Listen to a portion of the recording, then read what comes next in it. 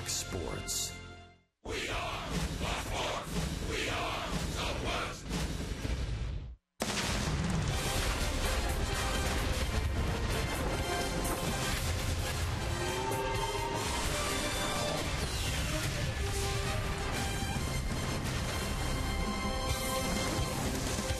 Texas Rangers baseball is presented by AT&T Uverse TV.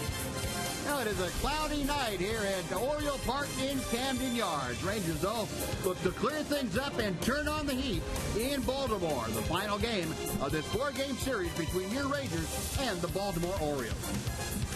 And welcome in, everyone, along with Tom Greaves, Steve Busby. Glad you could join us for this Thursday night of Ranger baseball. Rangers looking for a win tonight to come home with a 4-3 road trip and start the longest homestand of the season tomorrow. First things first, they turn the ball over tonight, Tom, to Yovani Gallardo, who may be as hot as any pitcher in baseball. He might be the best pitcher in baseball right now. Buzz, over his last 9 starts, he's 4-0. His ERA is below 1.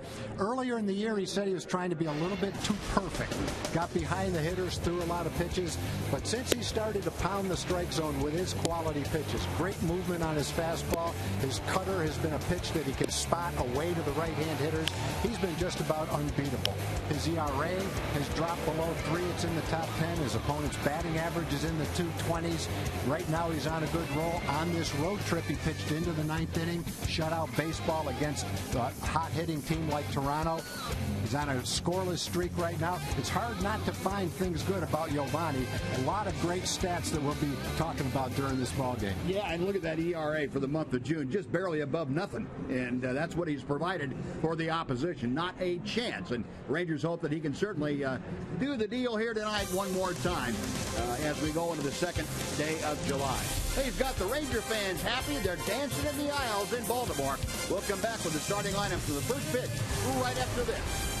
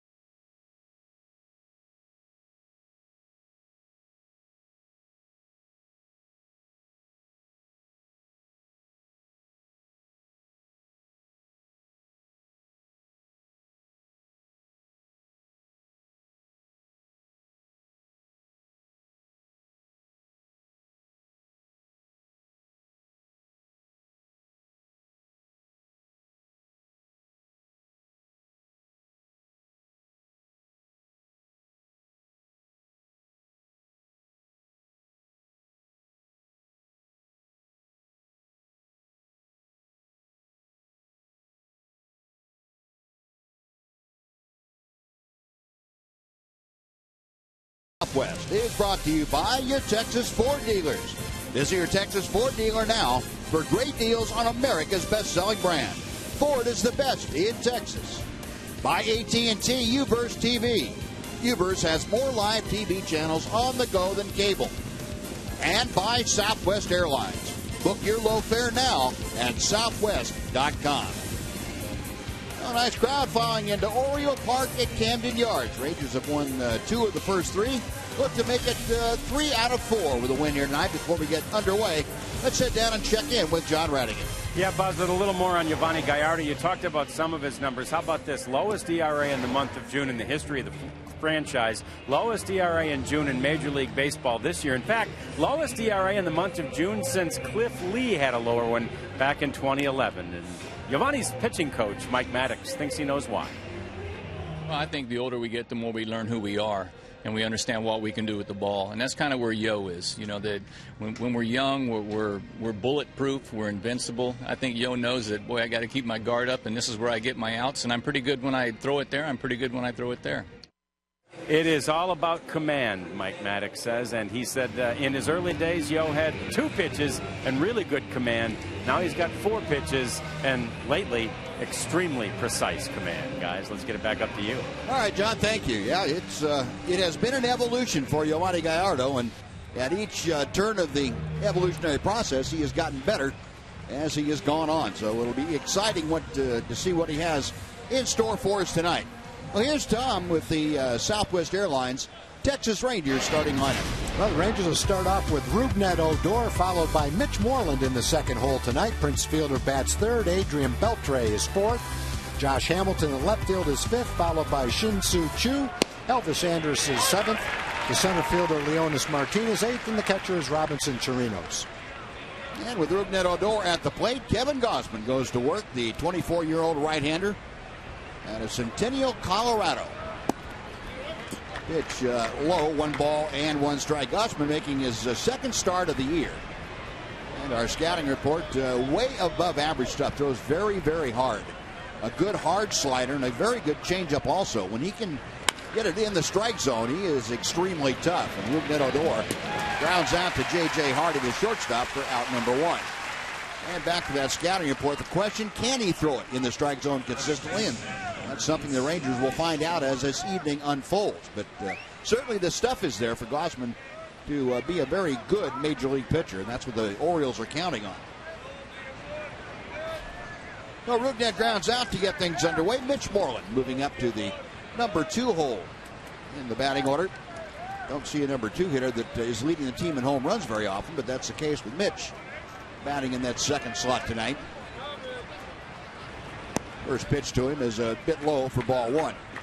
Moreland, 300, right on the nose with a batting average. 14 home runs, 43 RBI, and a 347 on-base percentage. And if you're getting on base like that, certainly it sets the table for the guys following in the order. 2 balls and no strikes to Mitch. Moreland back-to-back 2 home run games to open up this series on Monday and Tuesday. Failed to get a hit last night.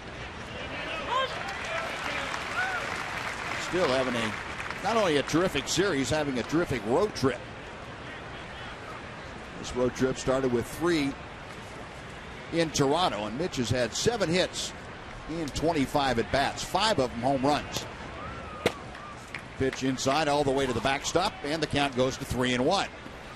Ball looked like a wiffle ball. That ball started on the right side of the plate, just sailed to the left side of the plate. Well, Gausman's got the kind of stuff that he can make the ball dance that a lot of people can't do. 3-1 pitch. That's fouled back. Gausman taken in the draft out of Louisiana State University, LSU. Had a great year down there his last year. Went 11-1. Got the Bayou Bengals to the College World Series that year. Now the payoff pitch to Moreland. Broken bat roller out to short, or to second actually. The shortstop takes it. A.J. Hardy throws him out. And there are 2 gone. We'll take a look at the rest of the Orioles defense for you tonight. Outfield, David Lowe gets the start in left field. Adam Jones in center. Chris Davis again in right. Chris Parmalee at first. Ryan Flaherty and J.J. Hardy up the middle. Manny Machado is at third, and Matt Wieters behind the plate for the last game of this 4-game set. 2 outs. Here's Prince Fielder. Prince had his 9-game hitting streak come to an end last night. Took an over in that ball game. Still, Prince, a .342 hitter. That's good for 3rd in the American League. 12 home runs, 49 driven in. And ahead on the count now, 2 balls and no strikes.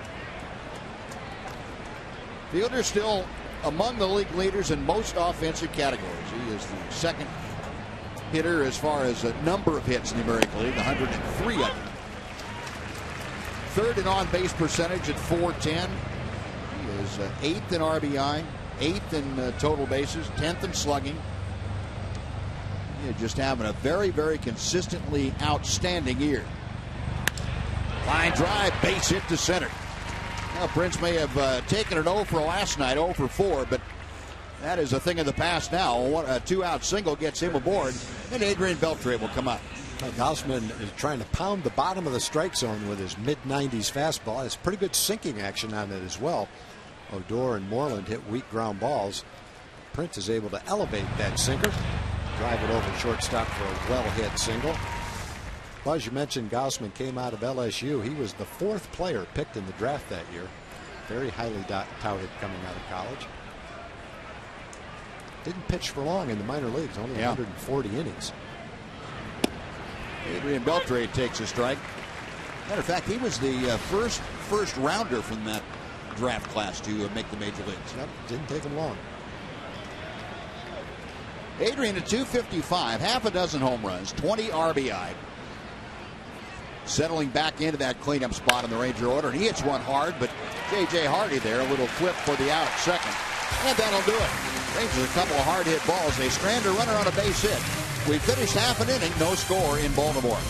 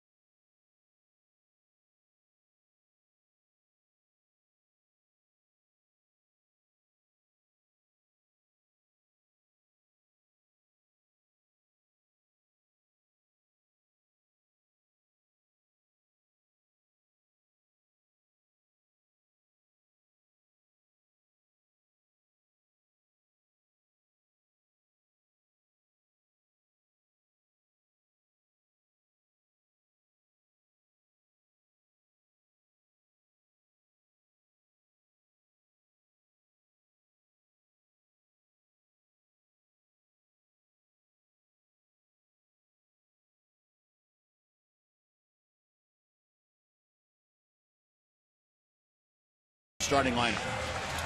Manny Machado leads off at third base. The DH is Jimmy Paredes. Adam Jones is in center field. Chris Davis in right field is the cleanup hitter. Matt Wieters is behind the plate batting 5th. Chris Parmalee bats 6th. J.J. Hardy, the shortstop, is 7th. Ryan Flaherty's at second base and batting 9th tonight. Getting the start in left field is David Lowe. And that lineup is the one that will face the hottest pitcher in baseball right about now, Giovanni Gallardo. First pitch to Manny Machado is ball 1. Our progressive scouting report. The basis for Giovanni is a great run here. Command of the fastball, both sides of the plate. That has been the foundation of his great pitching. And he will be able to do that tonight. And he also might, as you saw it at Machado, go the breaking ball early in the count, because this is a very aggressive hitting Baltimore Oriole team, very much like the team that he faced and had success against in Toronto. Both lineups very deep, very talented, and Giovanni Gallardo used that against the Blue Jays to great effect. He'll try to do that same thing tonight with the Baltimore Orioles. Machado pops up the pitch into shallow right field. Chu coming on. That is out number 1. So Machado, who had his hitting streak stopped last night at a dozen. 0 for 1 here tonight. We'll take a look at the rest of the Ranger defenses delivered to you tonight by Chicken Express. You saw Chu in right field. He's joined by Leonis Martin in center. Josh Hamilton back in the lineup. He is in left. Mitch Moreland at first. Odor and Andrews up the middle. Adrian Beltre at third. And Robinson Chirinos once again behind the plate with Giovanni Gallardo on the hill. Gallardo making his 17th start of the year. Brings in that scoreless streak of 23 in the 3rd innings. And add one more third of an inning on the fly out to Machado. So approaching 24 scoreless innings. And that's the longest scoreless streak by a Ranger pitcher since early last year when Martin Perez strung together 24, or 26, I should say. Paredes fouling that pitch out of play, and it's 1 ball and 1 strike. Jimmy Paredes, again, handling the DH chores, a .319 average. Hit his 10th home run of the year last night, 38 RBI. Switch hitter batting from the left side of the plate, his stronger side, at least statistically. 1-1 offering. 2 balls and a strike. For Gallardo, just his 2nd career start against these Baltimore Orioles. First one came last year, but it was in Milwaukee. Paredes again pops one up. Beltre over to take a look. The ball coming back. Adrian reaching in. Just out of his reach by a hair.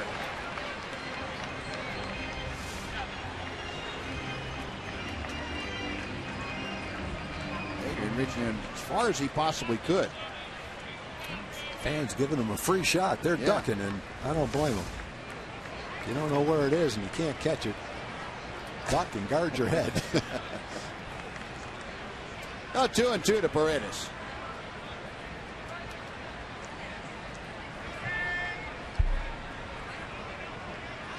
Gallardo reads the signs, goes to the line.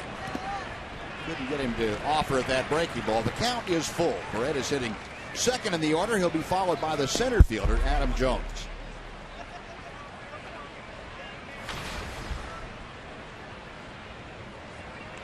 That game we were talking about against Baltimore last year up in Miller Park.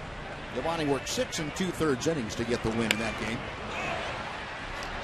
Pitch fouled out of play. Another 3-2 is coming. Orioles had a pair of solo home runs from then Oriole Nelson Cruz in that ballgame.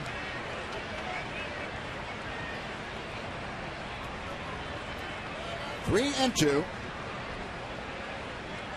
Gallardo again back to the plate. Lost it. Missed low for ball 4. And Paredes aboard with a 1-out walk to bring up Adam Jones. Well, the base on ball is something that Giovanni, for the most part, has been able to stay away from very effectively. He made some good pitches to Paredes. Paredes just fouled off 4 or 5 of them. Confidently took that last pitch, which looked like a little bit of a tempting slider or cutter. No, 1 on, 1 out. Adam Jones, a .295 average, steps in, and boy, over the years, 64 ball games against the Rangers for Jones, a .311 career hitter. 1 ball, no strikes. Jones, in the only matchups against Gallardo coming last year, an 0 for 3 mark in that particular ball game.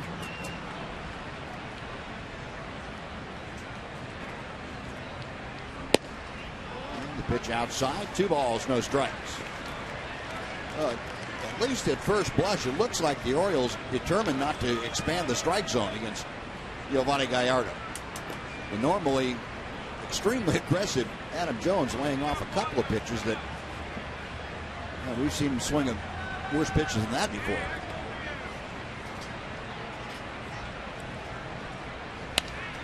That was fouled back on the play. I knew he couldn't go 3 in a row.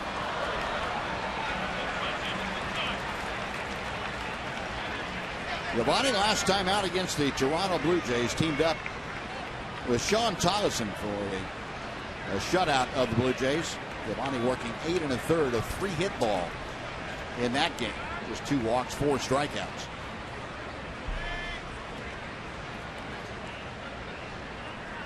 Now the right-hander ready for the 2-1 pitch. Right through the wickets of Ruben Odor into right center field. Paredes on around to third. A hard hit ball, but a tailor-made double play if Ruben Odor can come up with it. He can't. And the Orioles have runners at the corners. The Rangers had a ball last night do the same thing. A hard hit ball that went to Adrian at third base. Very unusual play that went through his legs. This is a rope. I don't know how it missed him. Somehow it got by him. I don't know if it had some spin on it and kicked away from him. Looks like he's in front of the ball, but just went right by him. That's going to be ruled an error on Ruben Odor, the second error in as many nights for the Rangers. Yeah, runners at first and third, still just 1 out. Chris Davis at the plate.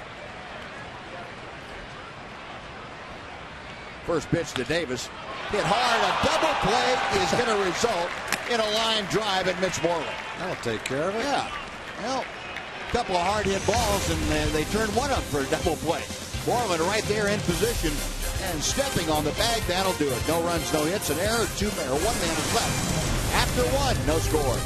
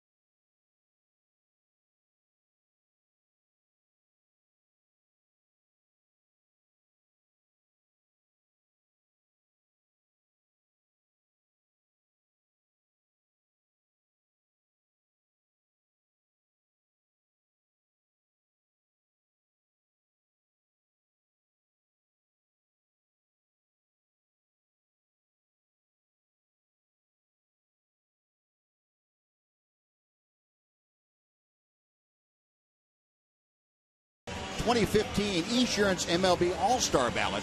Voting closes tonight at 10:59 p.m. Visit TexasRangers.com/vote and vote for the Rangers as your favorite or second favorite team. You'll get an offer for 50% off select games in August or September. Head to the web and send Fielder, Moreland, and Beltre to the All-Star game. Scoreless game. Rangers come to bat here in the top of the second inning. And Josh Hamilton starting things off, takes strike 1. Josh now with a 3.08 average overall. Had a 2-hit return to the Ranger lineup 2 nights ago and sat out last night. A planned day off for him. And managing the amount of stress that Josh puts on his hamstring right now. That last pitch ruled a foul tip. Probably Buzz wouldn't be out of the question if this is a hard game. Josh has to do a lot of running tonight. Long flight home. That maybe he gets a rest tomorrow too. Yeah, could be. They haven't said that, but it makes sense. It makes sense to make sure he's rested, get him back in the swing of things. Got a couple of off days on the next homestand, then the All-Star break. 2 balls and 1 ball and 2 strikes, I should say. Well, our Ford leaderboard tonight, the active leaders average-wise in this ballpark. Josh Hamilton, third lifetime. Robinson Cano leading things. Josh, I remember, had that 4-home run game back here in May of 2012. 4-home run, 5-hit game. The other line drive off the wall in center field didn't clear it, but probably as hard hit a ball as he had at any other time that night. He's down swinging at Gausman here. As the second inning gets underway with a strikeout. Off-speed pitch from Gausman. Type of a changeup it looked like, and with the movement, that ball ended up way outside. It looked like a split finger pitch with that grip. You could see it right there. Look how much that ball moves from left to right. Yeah, that's his changeup. He uses a split finger type pitch for a changeup, and he splits his fingers to allow that grip to take the speed off the ball. Throws it just like a fastball, and you saw the movement he can get from it. Yeah. Gets that movement every time, he's going to be in good shape. Well, that's the problem. It doesn't happen every like time. that every time. I remember the one Tommy Hunter threw the other night, that fastball with incredible movement. Shin-Soo Choo very quickly down in the count. No balls and 2 strikes.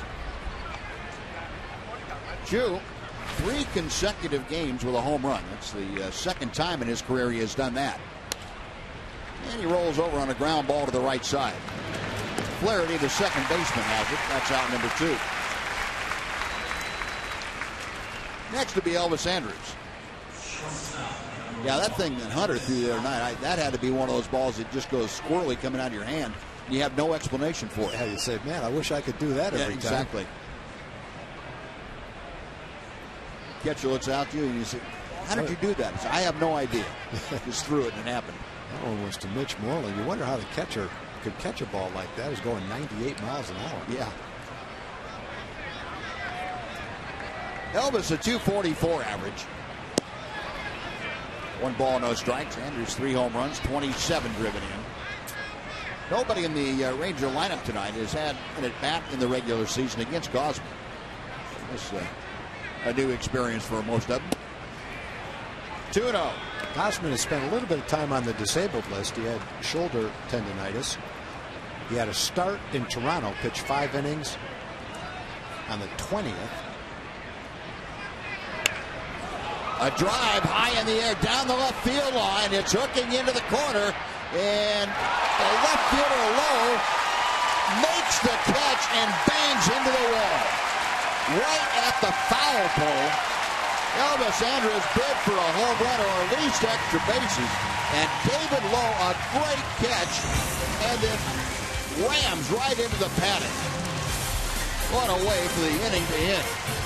3 up, 3 down. We are scoreless after 1.5.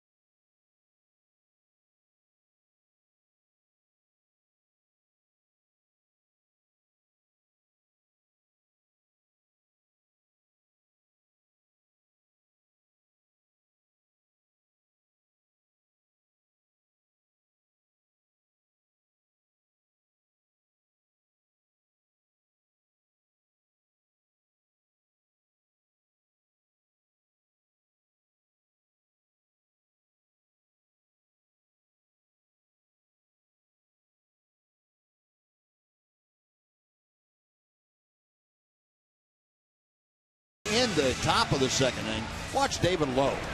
And Lowe is going toward the foul line, and it's fairly deep where he is right now, but then it juts in at the foul pole, and he's watching the ball, and I don't know how he held on to it as hard as he hit that ball. He had no idea the foul pole and the wall were sneaking right up on him. Man, nice play. I thought Elvis had enough distance right down the line to sneak it out of here at 330 feet. He didn't miss by much. He would have if he hit it down the right field line. That's only 318 feet. No, it remains a scoreless game, and Matt Wieters starting off the Orioles, and he pulls one to second base. Nice play by Rougned Odor for out number 1. Wieters retired to start the second. Chris Parmalee will be next. Parmalee, a .280 average. He has been up with the Orioles since the 14th of June. He has provided some pretty good pop in the order in about a half a month. 4 home runs, 6 RBI.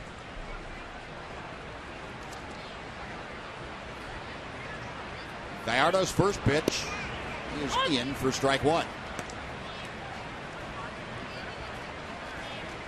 Because remember that lefty that started his first major league game for Toronto, Boyd? Yeah. Against us? He just gave up 8 to Boston in the first inning today. Oops. That's not good. That didn't go well. No.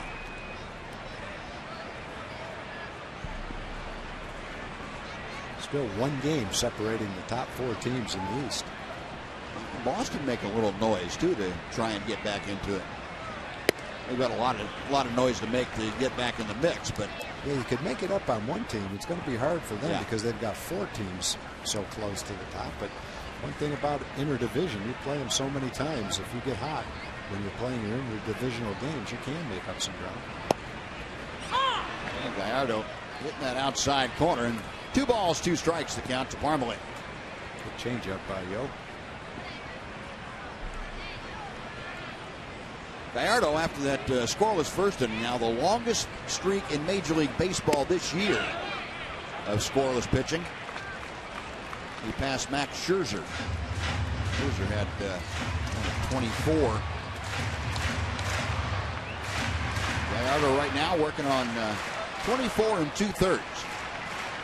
3-2 the count to Parmalee. Parmalee hitting 6th to be followed by the shortstop, J.J. Hardy. Gallardo with a payoff pitch. Got him swinging.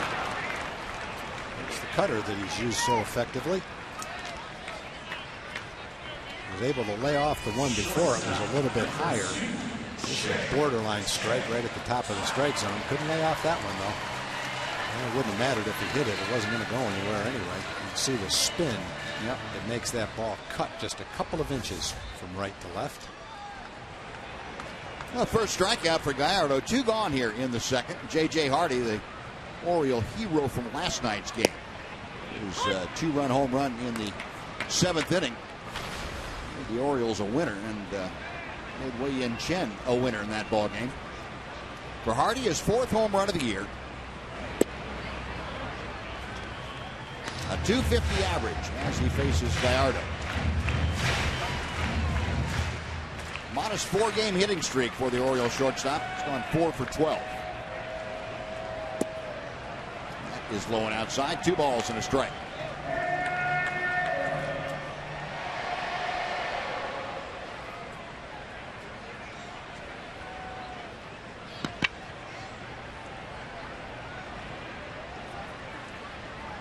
Gallardo to his former teammate in Milwaukee. A slow roller hopper out to Rougned Odor. A quick and tidy 1-2-3 second inning for Gallardo. We'll go on to the 3rd inning, scoreless in Baltimore.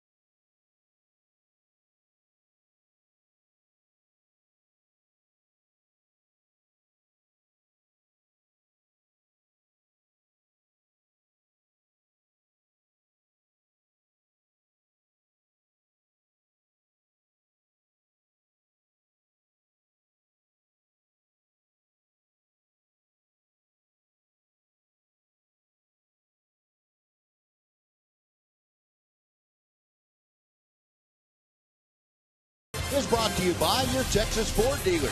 Visit your Texas Ford dealer now for great deals on America's best-selling brand. Ford is the best in Texas. And a scoreless ball game as Kevin Gausman goes back to work here in the top of the third. He'll be facing Leonis Martin to start things off, and Robinson Chirinos and Rougned Odor. Rangers with the only hit of the night. Prince Fielder a 2-out single in the first as Martin takes strike one. Leonis now hitting at .224 with 5 home runs, 23 RBI. Showing signs lately of maybe coming out of his offensive downturn. He's had hits in 3 consecutive ball games. He had a hard hit ball to the third baseman yesterday, which was nice to see. Hitting the ball to the left side of second base. We're talking about Gausman, had some time on the disabled list. He had a start at Toronto on the 20th. Then he had a little trip back to the minor leagues, and he had a start at AAA on the 28th. Only pitched 3 innings in that game, so he's pitching on 3 days rest tonight. But he only pitched 3 innings in that start at AAA. They had a double header on the 28th, which I guess they planned ahead and wanted him to have a little tune-up on that same day, so he could start tonight when they didn't have a starter. Well, Leonis in front of the count now, 3 balls and a strike. And a full count. Leonis trying to get aboard to start the Ranger third. Robinson Chirinos, the number 9 man, waits to be next. Gausman with a payoff pitch. Lost him. Oh, a leadoff walk. We'll see if the Rangers can turn that into a run here in the third inning. Robinson Chirinos coming up. And quick reminder for you, on Sunday, July 12th, the first 15,000 fans get a Michael Young bobblehead courtesy of Globe Life.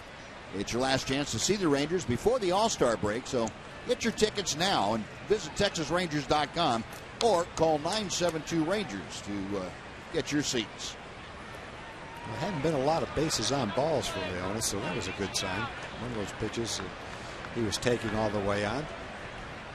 Pitch he normally would swing at. Last pitch wasn't close. Robinson Chirinos takes strike one.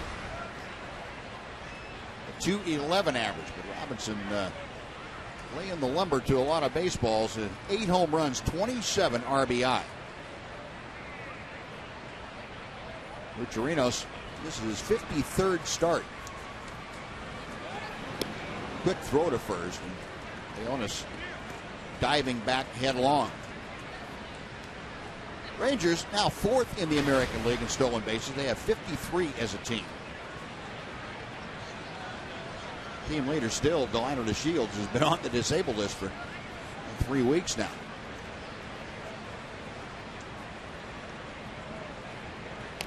A bunt, pop foul, back into the seats over the screen. And the count moves to no balls and 2 strikes. Got some Ranger fans in attendance tonight. John Thompson from Duncanville is here with his son Mark. Rex and Brenda, Matt and Kelsey Schimpf from Arlington are also here, rooting on their favorite team.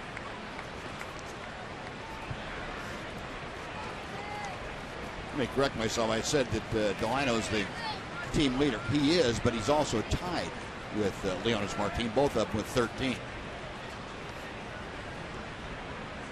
Don't want to short Leonis in it. He's 13 out of 18. 0-2 coming.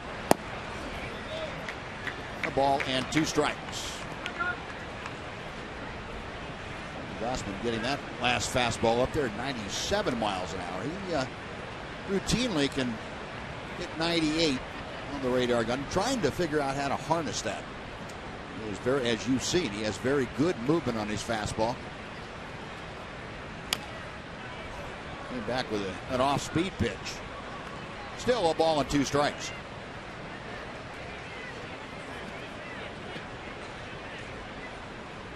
Kevin Gausman said he grew up watching the College World Series in Omaha. His grandfather and the family were from Lincoln, and his grandfather helped install the lights at old Rosenblatt Stadium up there, home of the College World Series originally. Chirinos down on strikes. That is out number one. Second strikeout for Gausman. Now, one away back to the top of the order. Rougned Odor before he comes in. Let's send it back to Dana Larson for a Mazda game break.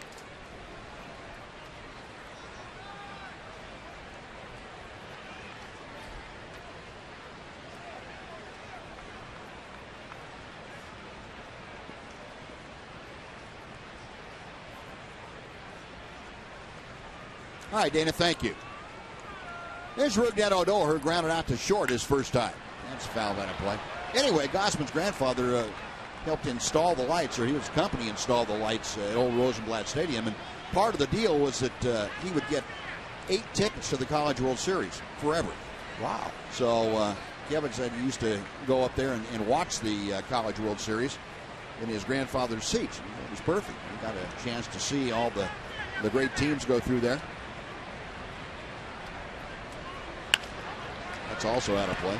So that's where he first learned of, or began to follow LSU. He had several trips when he was in attendance at the College World Series in Omaha.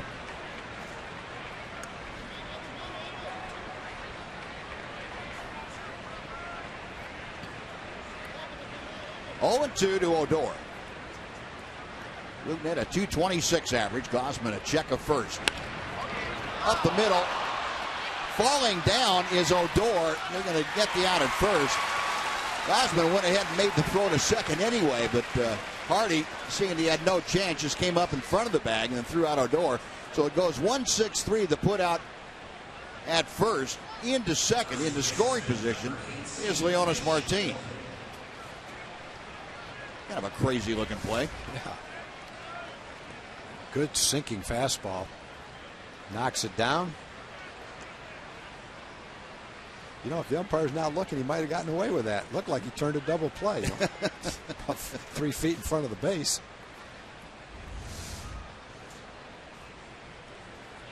Somebody greased up the base path and was going down at first for Rougned. So 2 outs, and Mitch Moreland with a shot to get the Rangers on the board. That was fouled out of play to the left. Mitch had a tapper to short his first time up. Average at .298. He's the team leader with those 14 home runs. Second on the club with 43 runs driven in. He is 6 behind Prince Fielder.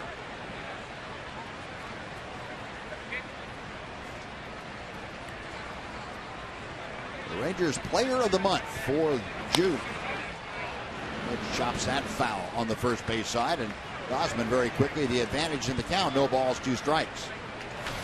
Mitch hit .323 for the month of June. They're the numbers that got him that honor, the first monthly award that he has ever won as a Ranger. 9 home runs, 25 RBI, and those were up among the league leaders.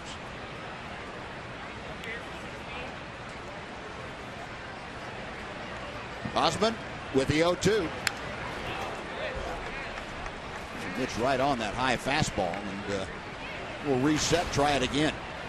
He tried the change-up high fastball combination. Mitch fouled them both off.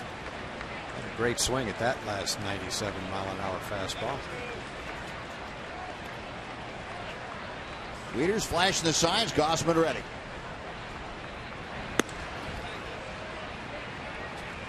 A ball and 2 strikes. You saw the numbers for Mitch with runners in scoring position at .283 mark.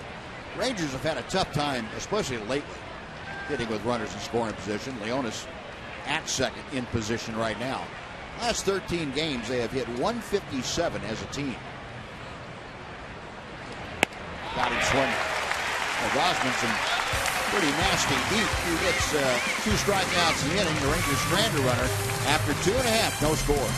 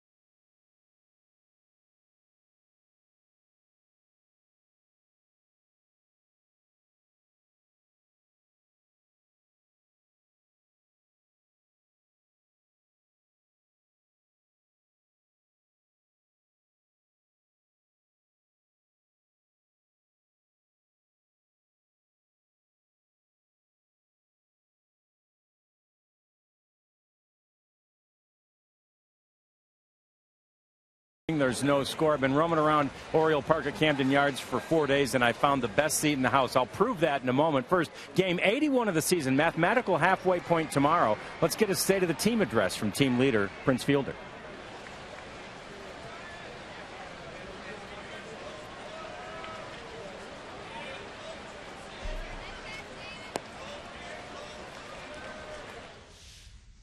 For the most part, I mean, we had a little hiccup here in the last couple of days, but we've been playing well since we got here. So I mean, everything's been going good, and like you said, we had some injuries, and I think we were able to maintain considering those, and I think we should be good going into the second half.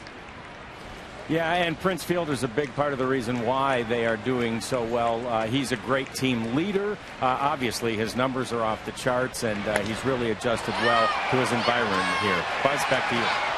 All right, John. Shin-Soo Choo plastered right up against the wall, waiting for that towering drive from Ryan Flaherty to come down, and it came down in his glove, which was exactly what Giovanni Gallardo was hoping for. Boy, after the first 3 games, anytime a ball sounds like it's hit solidly and it's up in the air, you kind of hold your breath. They've been flying out of here so easily. But Elvis has stayed in the ballpark. That one stayed in the ballpark. Not quite as warm tonight. Maybe the temperature in the lower 70s. And still humid, not much of a breeze. What breeze there is apparently blowing straight down. Have a whole lot of extra carry. David Lowe with his first at bat tonight takes strike 1. Lowe getting the start in left field. We've seen him in one other at bat during this series. 2-0-2 overall. He hits one off the fist, but gets it in a good spot into right center field, a base hit. There's the first hit for the Orioles tonight against Giovanni Gallardo. So Lowe aboard with a 1-out single.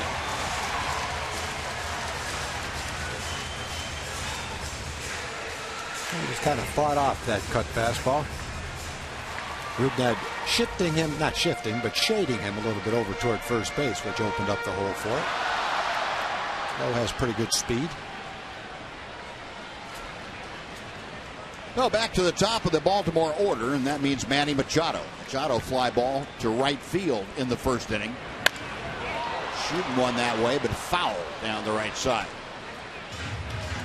Machado, we've seen him double down the left field line. We've seen him lace balls to right field and every place in between. He is some kind of line drive hitter. The Ranger fan got his hand on that. His right hand and left hand had his food. Didn't spill the food. Didn't get the ball, though.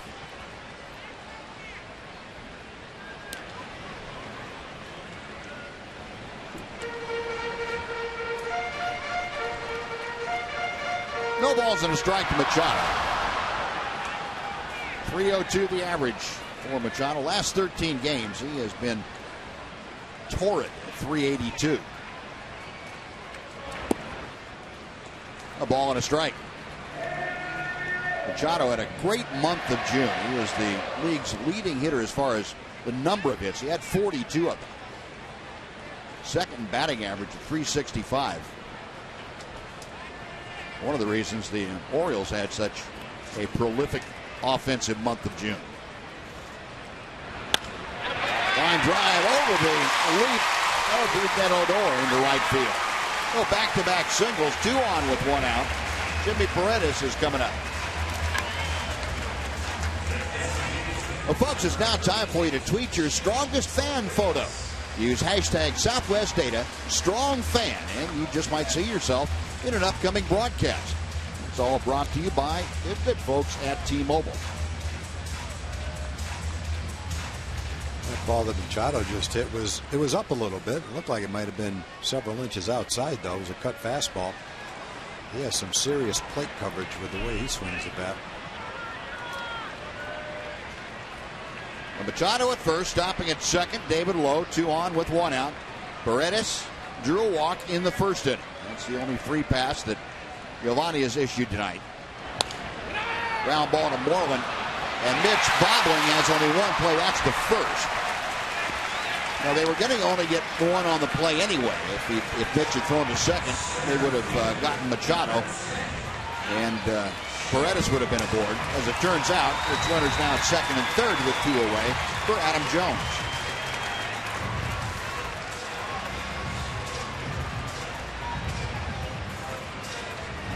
Yeah, first and third instead of second and third. Could possibly come into play on a ball hit deep in the hole where your only play is maybe a force out at second base.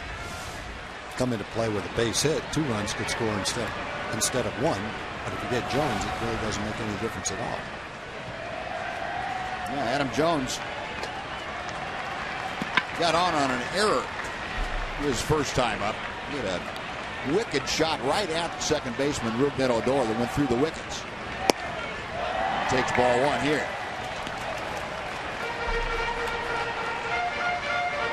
Jones, a .294 hitter. Yovani Gallardo trying to keep that scoreless streak intact. It's now at 25 2/3 innings. I'll make that 26. It's even 26. Big slow curveball. First one we've seen Yovani break out tonight. And Adam Jones swinging at it like it was the first time he'd seen it.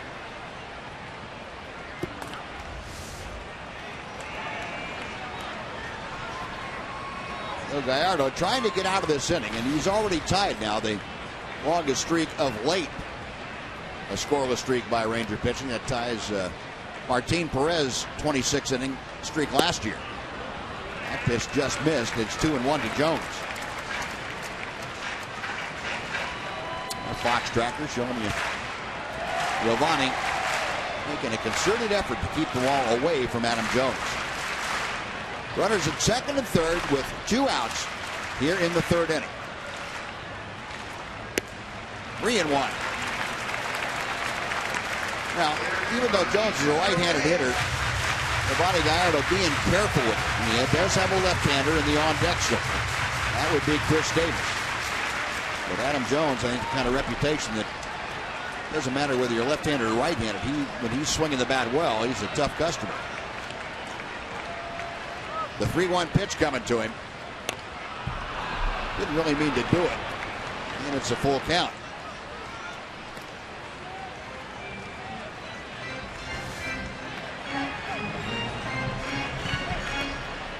That ball was farther outside than a couple of the ones that he took. Yep. I think he was probably anticipating a good pitch to hit. Geared up to hit it in case he got it. Instead, the pitch was out of the strike zone. He was so geared up he couldn't stop his swing. David Lowe at third, Manny Machado at second. 3-2 with 2 outs. The payoff pitch on the way. Try it again.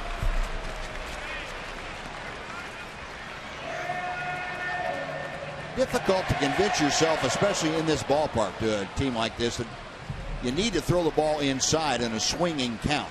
3-2 is certainly a swinging count, but as well as the ball travels here and as short as the porch is in both left and right field, that it just doesn't seem that should be a place you would go. It's out of play. Well, he'd have some pretty good pitches to hit if they moved the strike zone over about a foot. They're all together, but that rectangle needs to be moved over. You see the plate coverage he has. He has to be susceptible to a good fastball on the inside part. Well, you would think so. You would think so.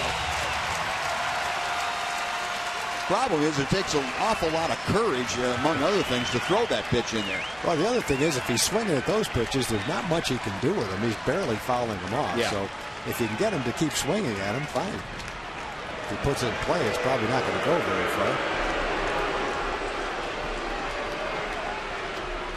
Chirinos and Gallardo are going to talk things over. I'm sure Robinson was kind of on the edge of, well, do we try to come in? We've gone away. And Gallardo might have been thinking the opposite way. Either stay away or, yeah, it's time to go inside. See what they come up with. This is the 8th pitch of the at-bat coming up. Gallardo still from the stretch. Another 3-2. Down the right field line and slicing and going back into the seats. Even though that was perilously close to that short porch down the right field line, it was well back and out of play and not hit all that well. Another pitch away.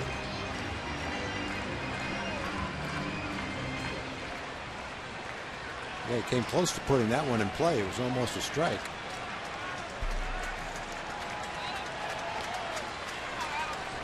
The 9th pitch of the at-bat is coming.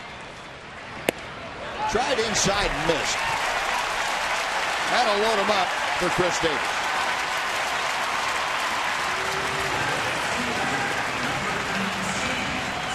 And Jeff Bannister, being a former catcher, he's got to be admiring the work that Giovanni Gallardo and Robinson Chirinos are doing together. Mixing things up the last 4 or 5 outings for Giovanni. Well, bases loaded. Chris Davis lined into a double play his first time. Rangers go into an overshift, getting 3 men on the right side of the infield.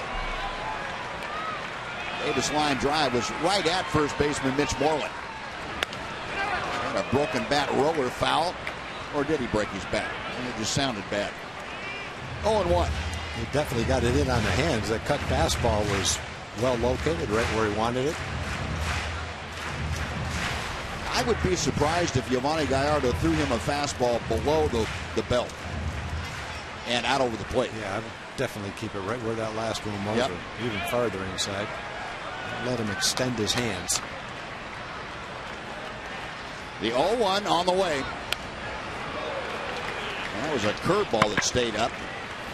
It is 0-2. Worked out pretty well.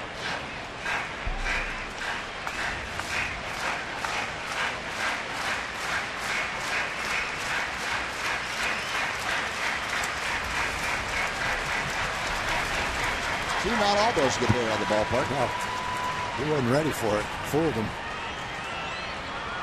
Bases full of Orioles with 2 outs. Scoreless ball game here in the 3rd. Gallardo to the plate.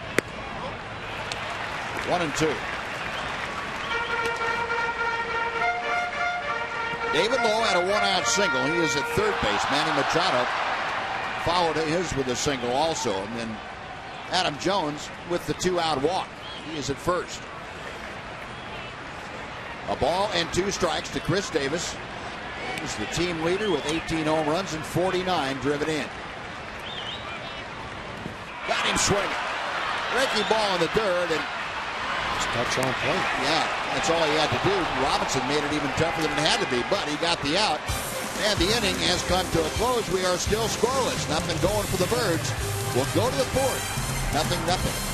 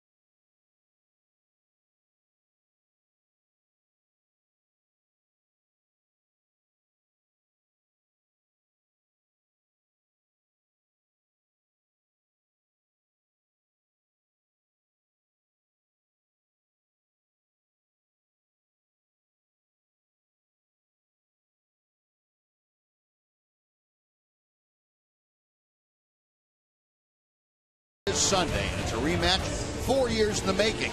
Alex Morgan and Team USA take on defending champion Japan to see who will be crowned champion. Coverage begins Sunday at 4 p.m. only on your local Fox station and streaming live on Fox Sports Go.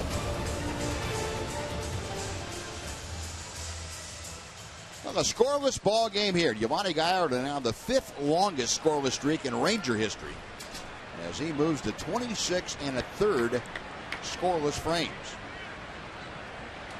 Passed up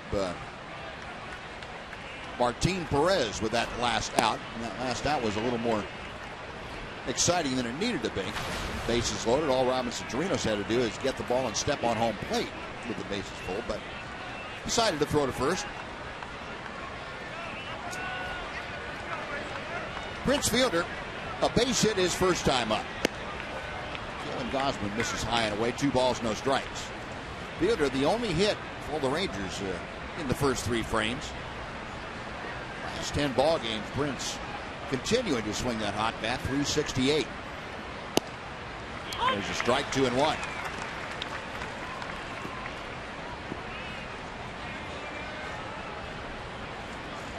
Gausman, a 6'4", 195-pound right-hander. And low and outside. 3 balls and a strike. So Prince trying to get aboard to start things off here in the 4th. Adrian Beltre, the Ranger cleanup hitter, waits to be next. Good fastball at the knees, tailing away from Fielder. Good pitch to take, too. That's going to be called a strike. Perfect pitch. Hope you get a better one on the 3-2 pitch. He did, and he slapped it through the hole on the left side. Well, Fielder, pretty nice piece of hitting there. I'll say it probably was almost the same pitch, but the one before it was called a strike, and this one, that's actually a little more outside, but it was down in that same area. Prince was not going to take a chance on taking strike 3. Instead, he gets another multi-hit game. It's a tough pitch. Yeah, that's his 34th multi-hit game. That's the most in baseball. No, the Rangers had their leadoff man aboard for the 2nd inning in a row, and now Adrian Beltre takes ball 1. Beltre hit a sharp 1-hopper right at J.J. Hardy, the shortstop, first time up. Adrian hitting at 254. Oriole defense a step or so to the left on the infield, straight away in the outfield. Adrian chopping that foul right between his legs, and almost missed it, almost got his foot. 1 ball and 1 strike. Right in the bag. That's a well-placed cameraman's bag right there. Whoever sets the defense with the bags, that's the perfect spot.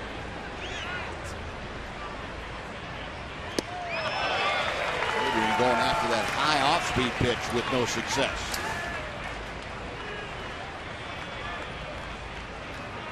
See, that's that advanced analytics. You know where to place the bag. So yeah, so the ball goes right into it without anybody intervening. Perfect.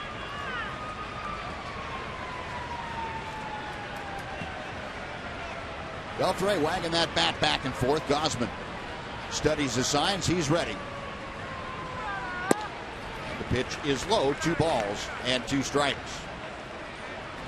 Kevin Gausman, a 7-game winner last year with the Orioles. 20 starts. He had a 3.57 ERA, 7-7 mark. Fielder a small lead at first. The 2-2 pitch is the 4th strikeout for Kevin Gausman. 1 away for Josh Hamilton. Another mid-90s fastball, 96 miles an hour. Pretty much a steady stream of mid-90s. Up and in. It was almost the same location where he threw his split finger changeup to Adrian. One was 96, one was 86. Hamilton going after that first pitch, as Josh almost always will if it's in the vicinity. 0-1 on the foul tip. Hamilton a strikeout as he led off the 2nd here tonight.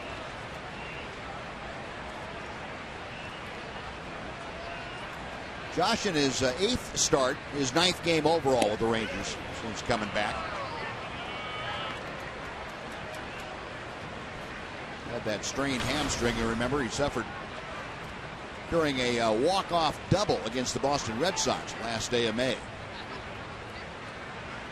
He has always enjoyed hitting in this ballpark against the Orioles. Ooh, he had a rip at a fastball and fouled it straight back. 1-2. Hamilton with 10 home runs in 16 games in this ballpark.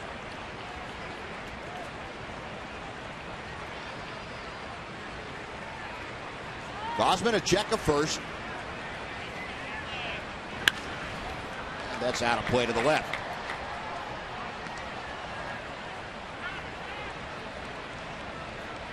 Josh in his rehab games, 4 of them with Frisco and Round Rock, went 4 for 12.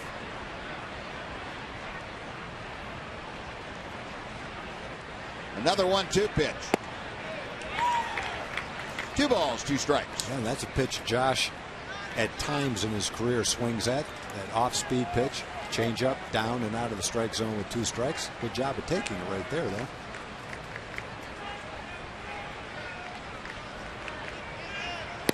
Got him swinging. There's that split-fingered pitch again. Hamilton strikes out the second time. 5 punch-outs for Gausman. That's almost the same type of a changeup that he missed the first time up. One that started near the outside corner and then tailed well out of the strike zone. Probably almost the exact same location. A good look at the grip that Gausman used on that split-finger pitch. Well, back-to-back strikeouts. Now Shin-Soo Choo at the plate. Choo grounded to second in the second. Chris Fielder still at first. He was a little bit late on the fastball today, but it's a pretty good fastball. Good movement, good velocity. Gausman throws a little bit across his body and looks like he might be a little tough for hitters to pick up. Certainly when you're throwing 97, 98, you would figure the guy's going to have a tough time catching up on all of the fastballs. That's strike 2 on the appeal.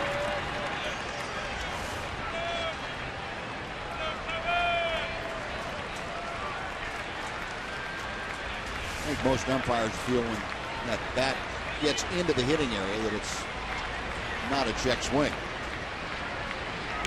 Got him swinging. Gausman gives up the leadoff single to Fielder, then punches out. Beltray, Hamilton, and Choo. Rangers strand another runner after 3.5. No score.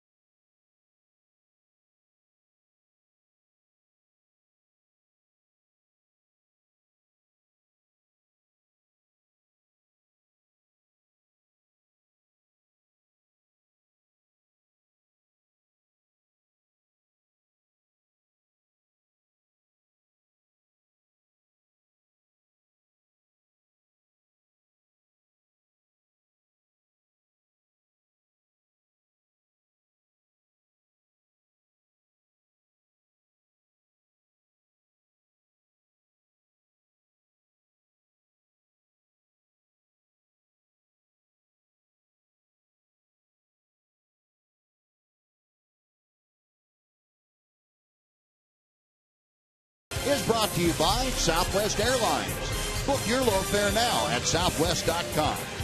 And by Mazda. In every car we make, you'll see why driving matters.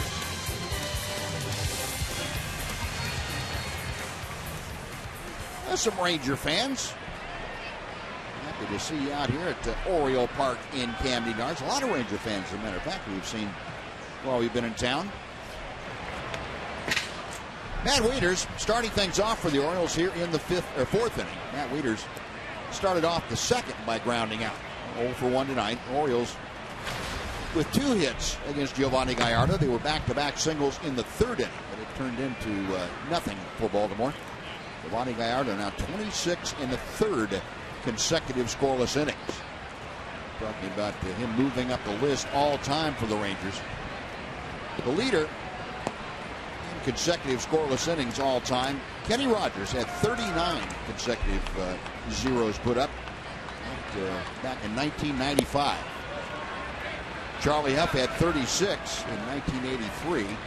Kenny Rogers another streak of 31 back in 2005. Fergie Jenkins 29 back in 1974. Left center field, coming over Hamilton. He thought Leonis was going to take it, looked at him and pulled up and then took off again. And that disaster written all over it. Sure did. It's tailing a little bit toward Josh. Luckily, Josh looked over at Leonis and saw that Leonis was not going after it. Pretty easy play for Josh. Turned into a little bit of a scary one. No, 1 away.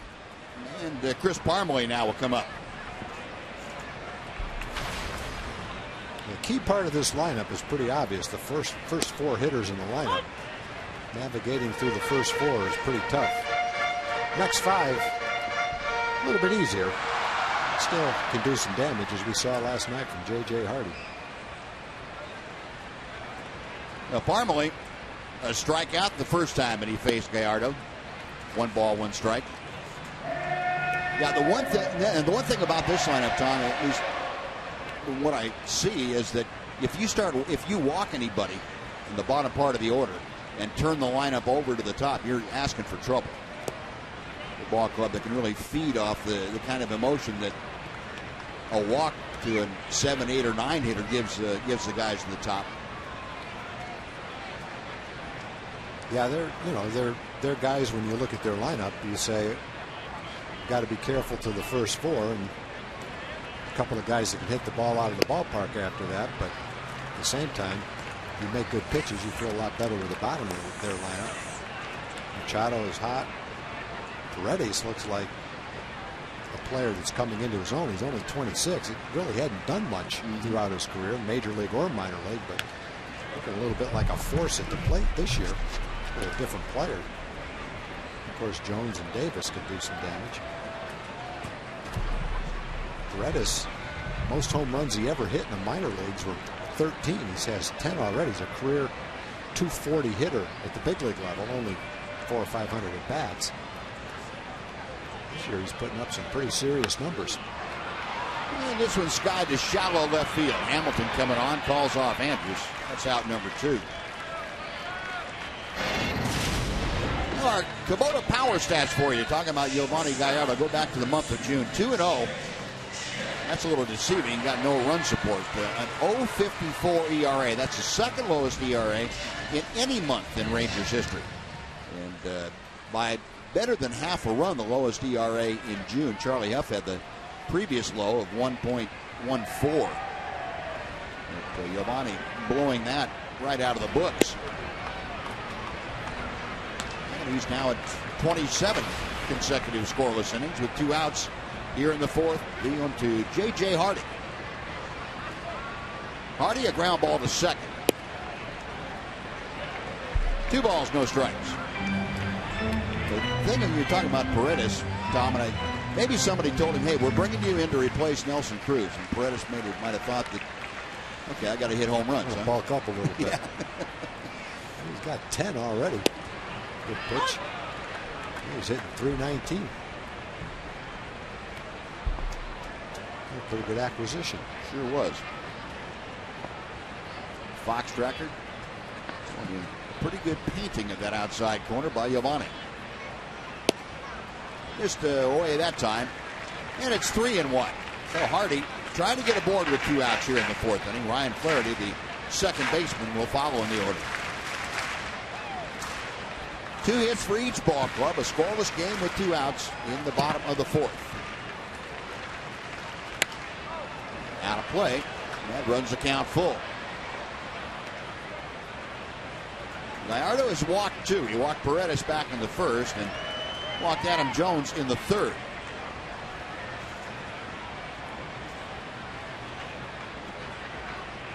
.66 pitches for the Ranger right-hander. And the payoff coming to Hardy. Elvis. That's a nice convenient hop on to first. It's a 1-2-3 frame. Second time tonight that Gallardo has sent the Orioles down in order. We're going on to the 5th inning. Still scoreless in Baltimore.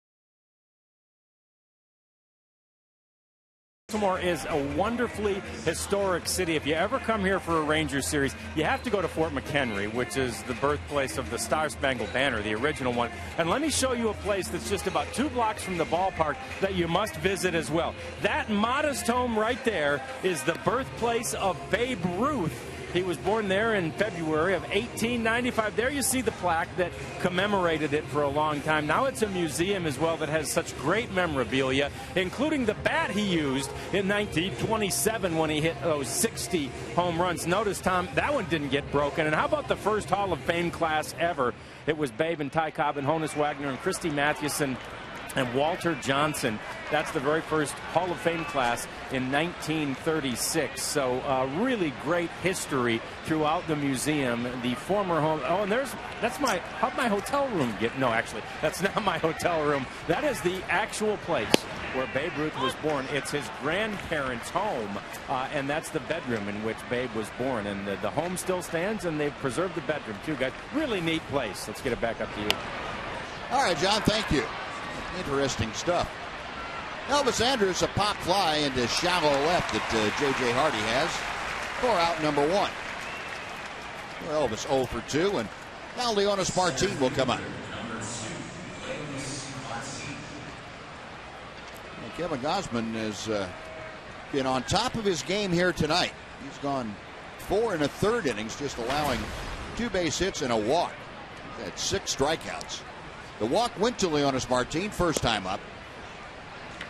And the pitch down and away for ball 1.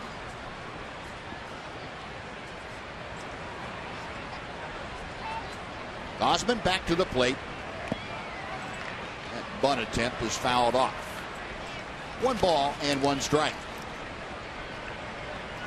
Well, Leonis showing signs last night and tonight now of having better at bats. You mentioned Tom, he hit the ball sharply the other way last night. That was a good sign. Tried to bunt a couple of times. Gets that ball out of play to the left. And drawing a walk. Again, it's positive in that able to lay off some pitches that were questionable. And getting on base. 1-2 pitch.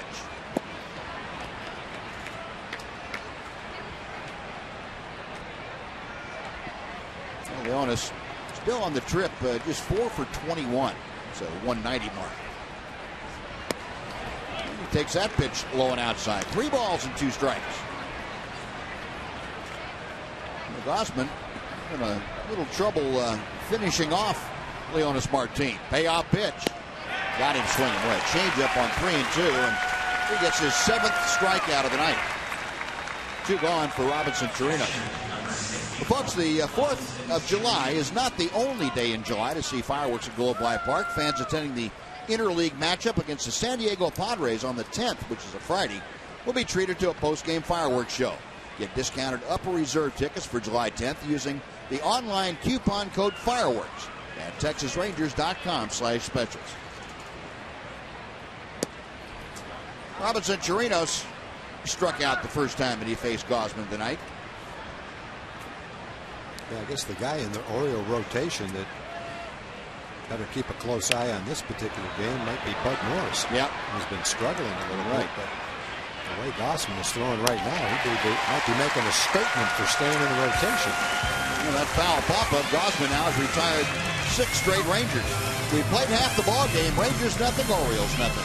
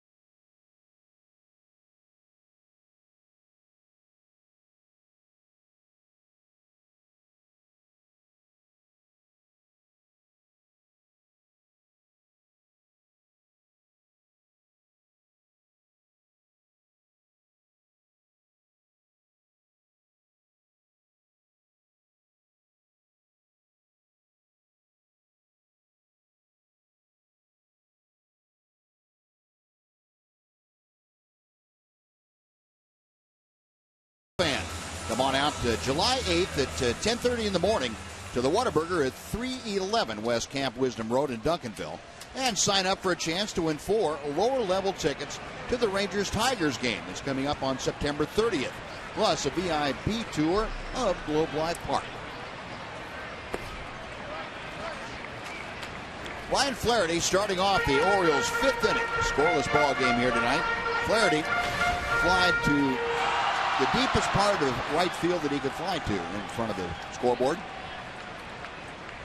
Shin-Soo Choo kind of leaning up against the wall as he made the catch.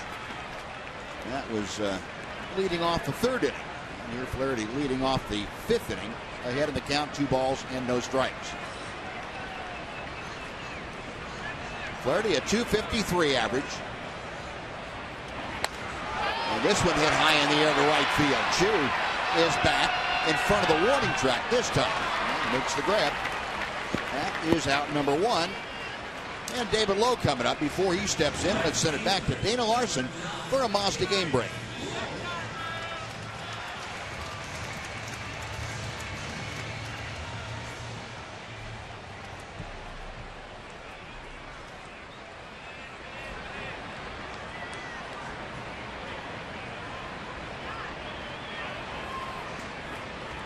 All right, Dana, thank you. David Lowe singled to center field his first time. Kind of got jammed, but found an open spot just to Ruben Odor's right.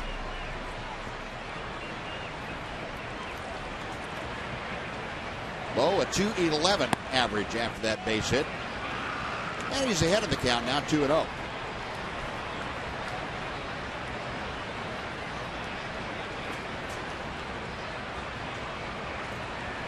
Yovani Gallardo into the wide for his 73rd pitch of the night, and he fires a strike.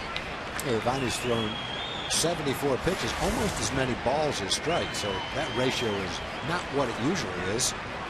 Definitely hasn't affected the outcome of the game yet, though. Making the pitches when he has to. That falls behind 3-1. Yeah, this is one of those outings I think you could term as effectively wild for Yovani. There's that breakdown you were talking about, Tom. Just 2 more strikes than balls. 3-1 pitch. Chopper to Moreland. Backs up on it. Overhand toss to Gallardo covering for the second out. And by that effectively wild, I mean, it's hard for a hitter to zero in on what a guy is doing if he's missing his spots by quite a bit and not able to throw a strike when he needs to. Well, I guess the good thing is, for the most part, when he misses, it's away from the strike zone. He's had a few pitches near the middle that they've popped up. But there's a good example of when he needed to come back and throw a strike, he did. He got the ground out.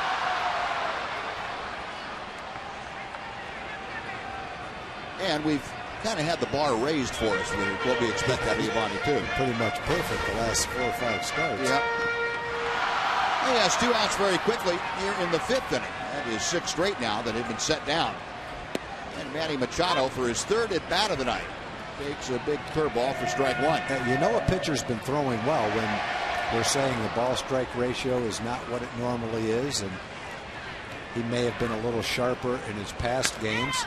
And then you look up at the scoreboard and you see no runs on 2 hits. So it's 2 outs in the 5th inning. So it's actually pretty good today. It's just been that good over the last month and a half.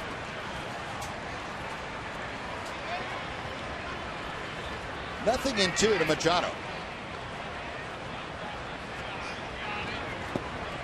Laid off the breaking ball. 1 ball and 2 strikes now. Machado with that single in the 3rd inning raised his batting average back up to 304. Yovani early in the year he was pitching well. His ERA was probably a little bit over 4. It's steadily coming down. It's 2.72 coming into the game. That was the 6th best ERA in the league. The opponent's batting average coming into the game was 2.29. I can't imagine he's had too many runs, extended runs like this, better in his career than the way he's throwing right now. Yep. Right center field, Leonis Martin in a hurry. Good jump, and he runs it down. 7 straight now retired by Yovani Gallardo and the Rangers. We'll go to the 6th inning, still no score.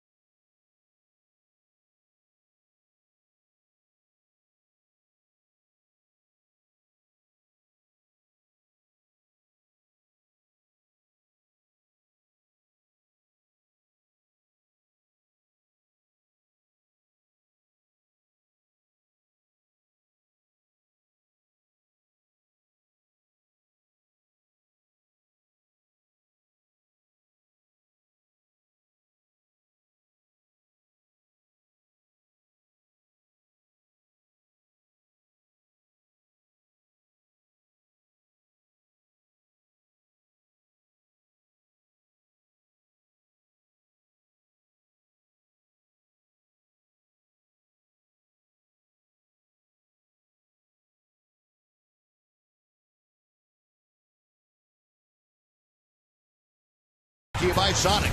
Tonight's jackpot is $2,200 and dinner for two at Sonic Drive-In. If a Ranger hits a home run during this inning, Keith Brown from Athens, Texas, will win $2,200. And if a Ranger hits a grand slam this inning, Keith is going to win $25,000. You can register at any participating Sonic restaurant.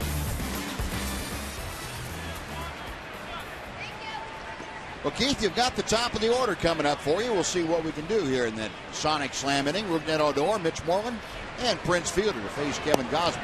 Yeah, the top of the order, Buzz, is actually better for the home run ball with Mitch Moreland batting second today.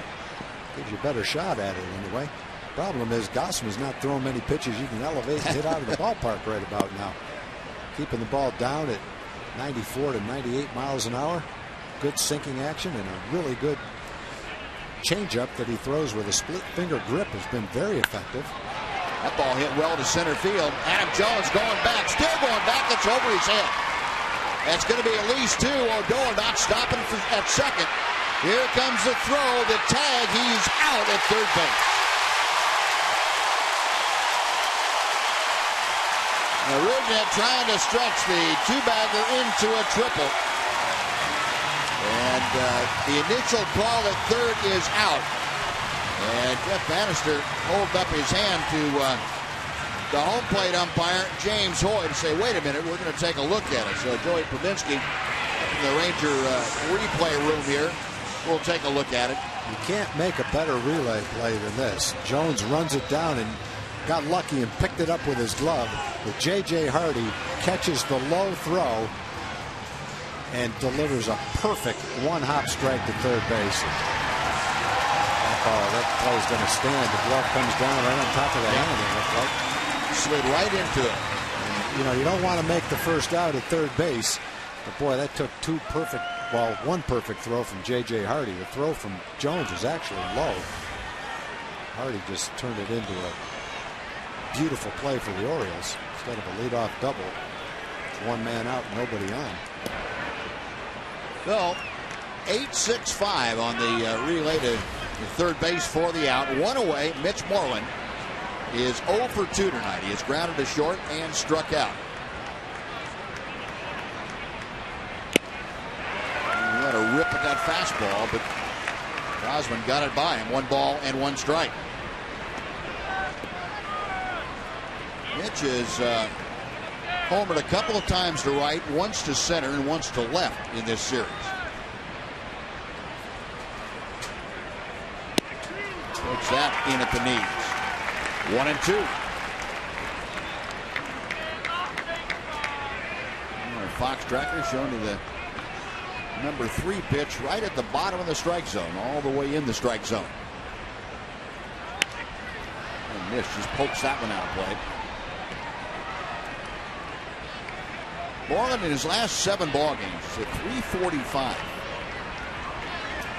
He has been pretty much a model of consistency. You go back over the last 40 games, he's batted .306. Well, it's just been that kind of year where he's hovered around 300 the whole time.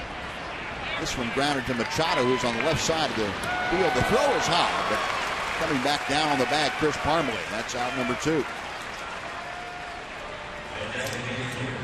Really been 2 pitches tonight from Gausman. His sinking fastball and his split finger changeup that he's thrown.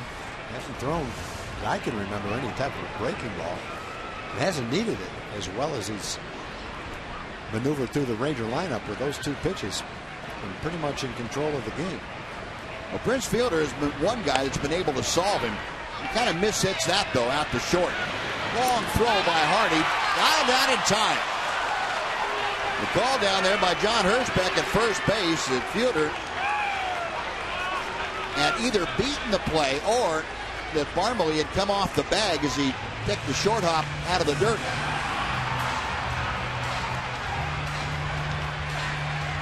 And Buck's telling Hirschbeck that he's going to take a look at it, and the challenge has been issued.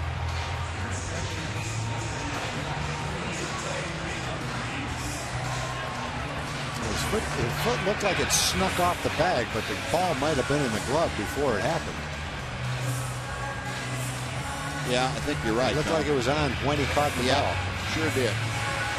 It looks like that call might be overturned. It's initially ruled as a base hit.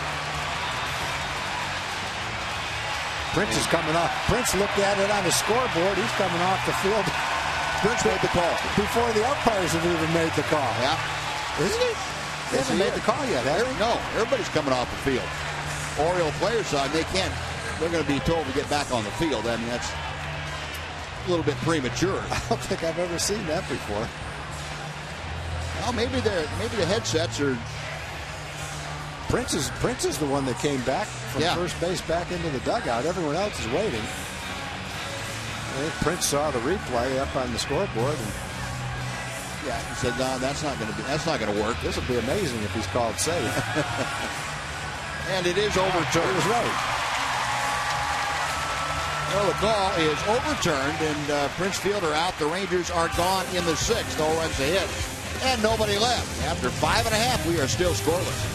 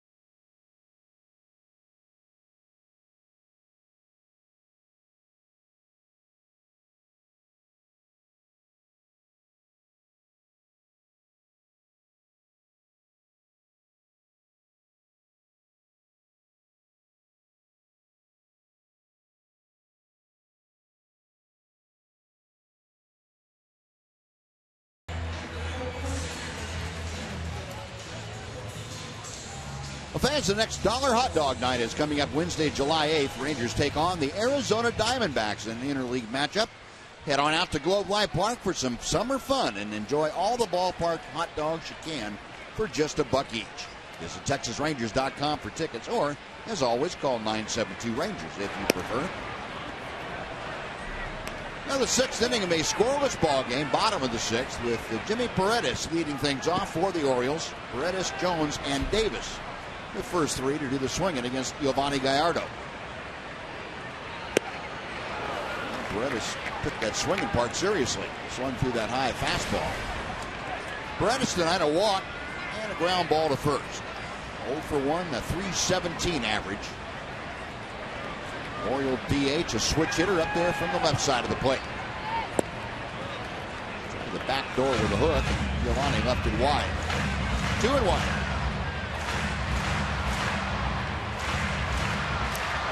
Paredes now 2 out of 9 in this series.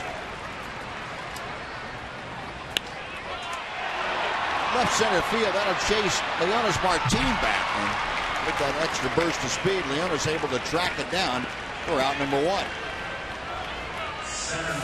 Paredes gave that a pretty good ride to the opposite alley.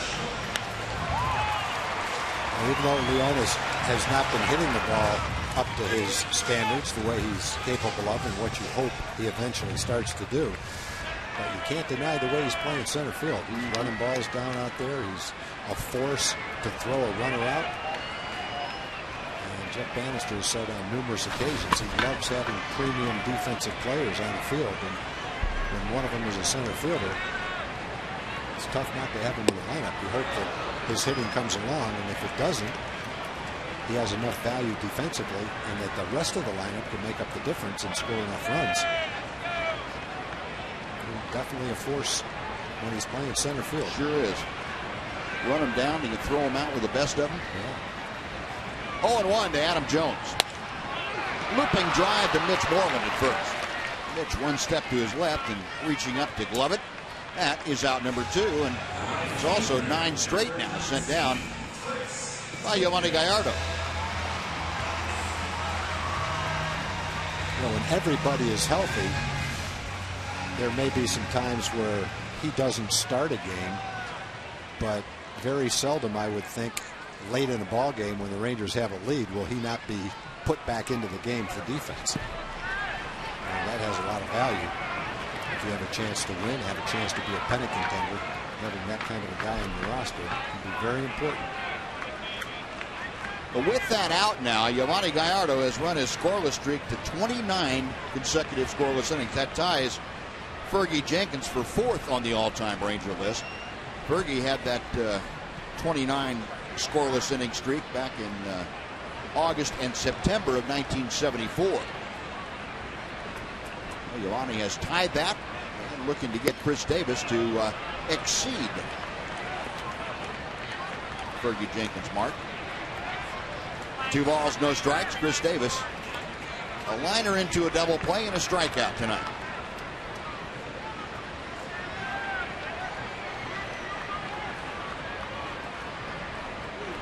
2-0 pitch, and the cutter misses. 3-0.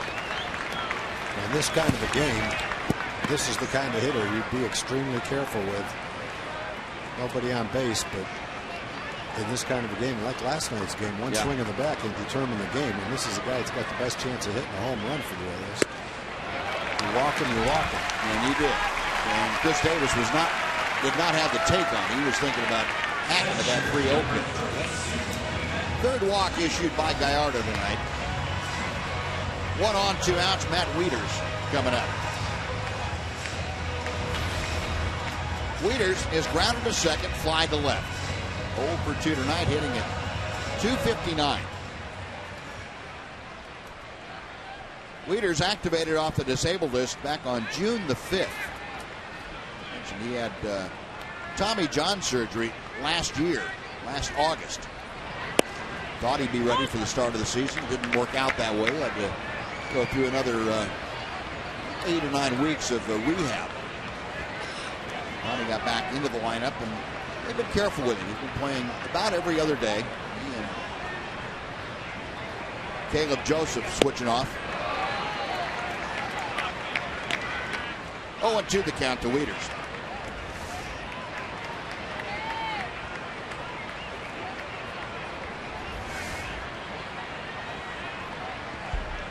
Wieters back in there. Davis, the runner at first. Infield and outfield playing just about straight away. And Gallardo misses high and away. It is 1-2.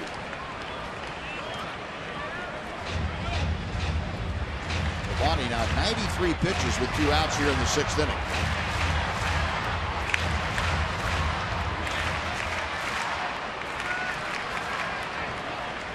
Chris Davis establishing a modest lead at first.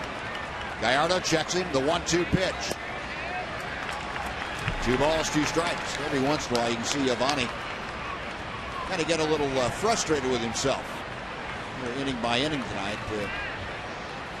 22 in the 3rd, the only one above 20, but I don't think Giovanni would tell you this is one of his best outings overall. Yeah, they got Davis. If they slap it down, they do. Wow. Mitch able to slap the tag on Davis, who took 1 step towards second and then was nailed. They caught him just at the right time. Yes, as he was picking that foot up to take off towards second base. And the pickoff got Chris Davis. Caught him napping. He was going, it looked like. Nothing going for the Orioles. We'll go to the 7th inning. And, well, wait a minute here. They're going to still look at it. And Buck Showalter saying, let's see what we can do here. Take a look. Get another look at it here. Already taken. Yeah. Forget it. Yeah. He'd already taken a step and a half towards second base. All right, that's going to do it. Bucks is now, he's out at first. We'll go to the 7th inning. We're still no score.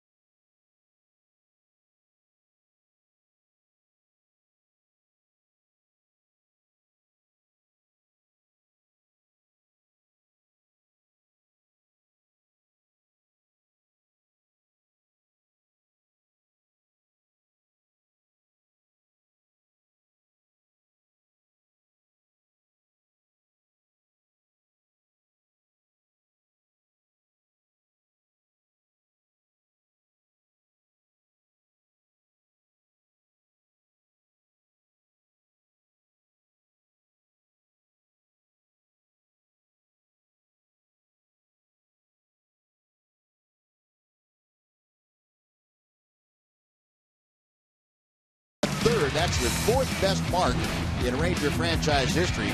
Meanwhile, Kevin Gausman, just as good with a 0. 3 hits as Adrian Beltre is thrown out to start the 7th for the Rangers. Nice play by Manny Machado at third to get his counterpart.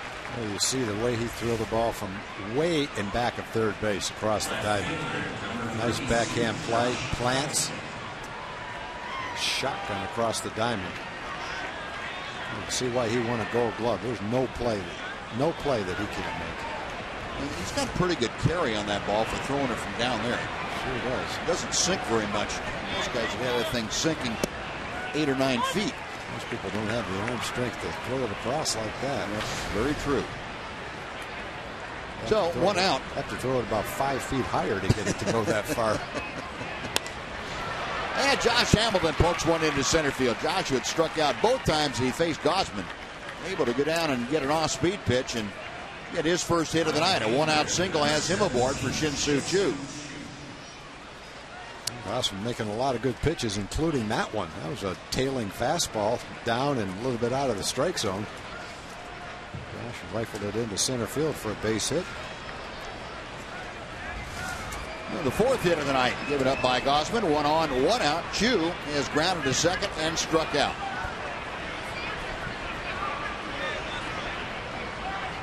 Gausman with the first pitch to Choo. Instead goes to first.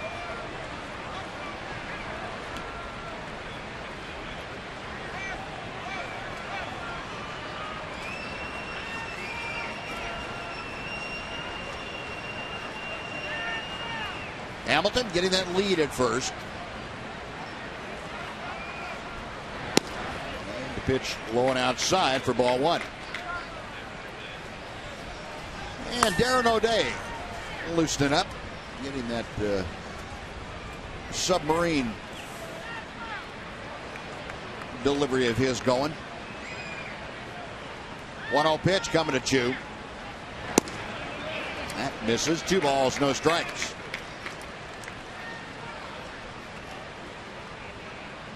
Choo checking with Tony Beasley down at third. That last pitch on our Fox track. We have seen that called a strike before, but not on this at bat.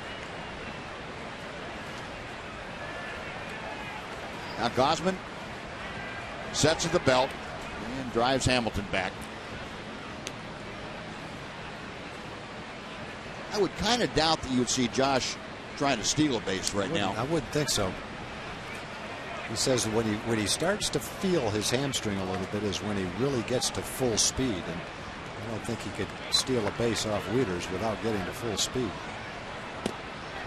Boy, Shin-Soo just can't catch up with his fastball today. Swung and missed at that pitch, belt high and out over the plate 5 or 6 times, one right after the other. That one had some good movement on it. Looks like a pretty good pitch to hit out over the plate, and that movement takes it a little bit out of the strike zone, turns it into a very tough pitch to hit. And Gausman ready for the 2-1 pitch. 3-1. So Choo trying to get aboard to join Hamilton. He is hitting 6th. Elvis Andrus waits to be next. Scoreless ball game. Rangers with 4 hits tonight, and the Orioles with just 2. If he walks Choo, it's probably his last hitter. Check swing, he went around. Tried to walk him. Yep. Choo was anticipating a strike right there.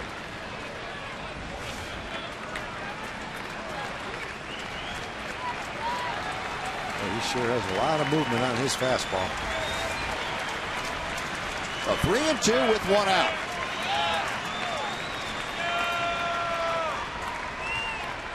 Hamilton staying put, and the pitch foul back. We'll reset and try it again. Gausman now 94 pitches for the evening, and again, as Tom told you, Gausman working on his 4th day, 3 days of rest. Did not have a full start last time out. Only had 1 start at the major league level lately. There goes Hamilton. The pitch is outside, ball 4. And that'll put 2 aboard with 1 out for Elvis Andrus. A tough pitch to take. That was a split finger changeup, and that will be it for Gausman, it looks like. Buck's coming out. It'll be Darren O'Day. Well, Gausman able to get into the 7th inning, goes 6 1/3. He will depart with 2 runners on in a scoreless ball game. Darren O'Day, the side-wheeling right-hander, will come on. Gausman gets a nice round of applause from the Oriole faithful here in Baltimore. We'll take a timeout with this pitch and change. We're coming right back after this.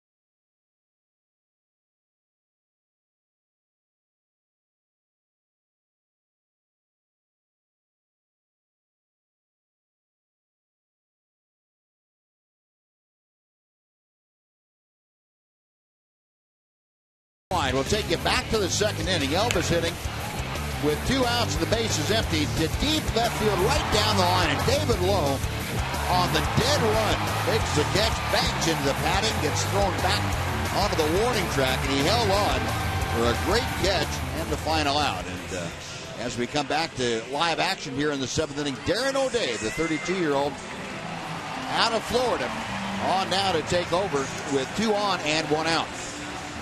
Darren O'Day having a superb season. 29 innings, 40 strikeouts. He's been with the Orioles now. This is his 4th season. The highest ERA he's had is 2.28. Been 17-6 the last 3 years. He's 5-0 this year. 22-6 with an ERA of around 2. Facing Elvis Andrus, who is 0 for 2. And the first pitch outside for ball 1. Darren had a couple of years like that with the Rangers. Then he had one. The only bad year he's had, he was hurt for half the season. Orioles claimed him on waivers and have reaped the benefits the last 4 years.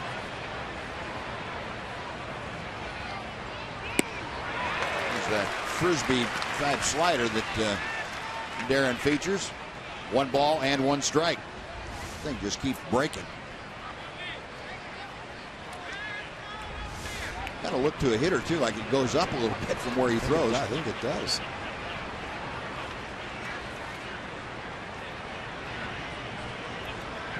Elvis 1 out of 7 in his career against O'Day.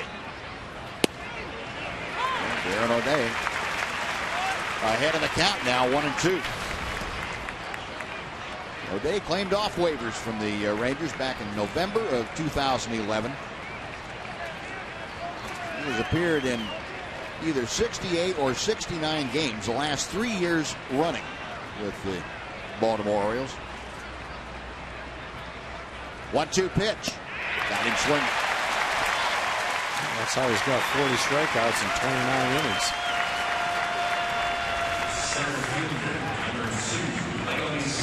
A lot of times when he was with the Rangers, he'd throw you that off-speed pitch and then get ahead in the count, throw a high fastball up and out of the strike zone, and invariably get the hitter to swing at it. He still has that in his arsenal. I don't know that he throws that as much, but still an effective pitch for him from time to time. 2 outs. Here's Leonis Martin, who is 0 for 1. A walk and a strikeout. The slider cuts the strike zone in half. Martin 0 for 2 in just the few matchups that he's faced, Darren.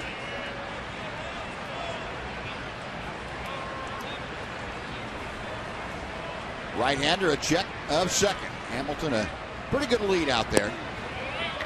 The pitch veers in low. It's 1 ball and 1 strike. Remember Darren O'Day in 2009 when the Rangers got him from the Mets. Joined the club in Toronto and showed up about halfway in the ball game from the airport. Didn't have the right jersey. They had to give him whatever they had on hand. Came into the ball game. Understand, I had forgotten Jason Gabbert's jersey. Well, he met Wash on the mound for the first time. Introduced himself to Ron Washington on the mound. Might have given up a sacrifice fly, if I remember right. Maybe a base hit, not sure.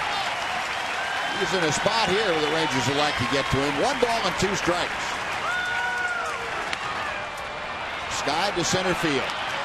And Jones ambling over, makes the catch, and that'll do it. O'Day comes in and gets the 2 outs that he needed.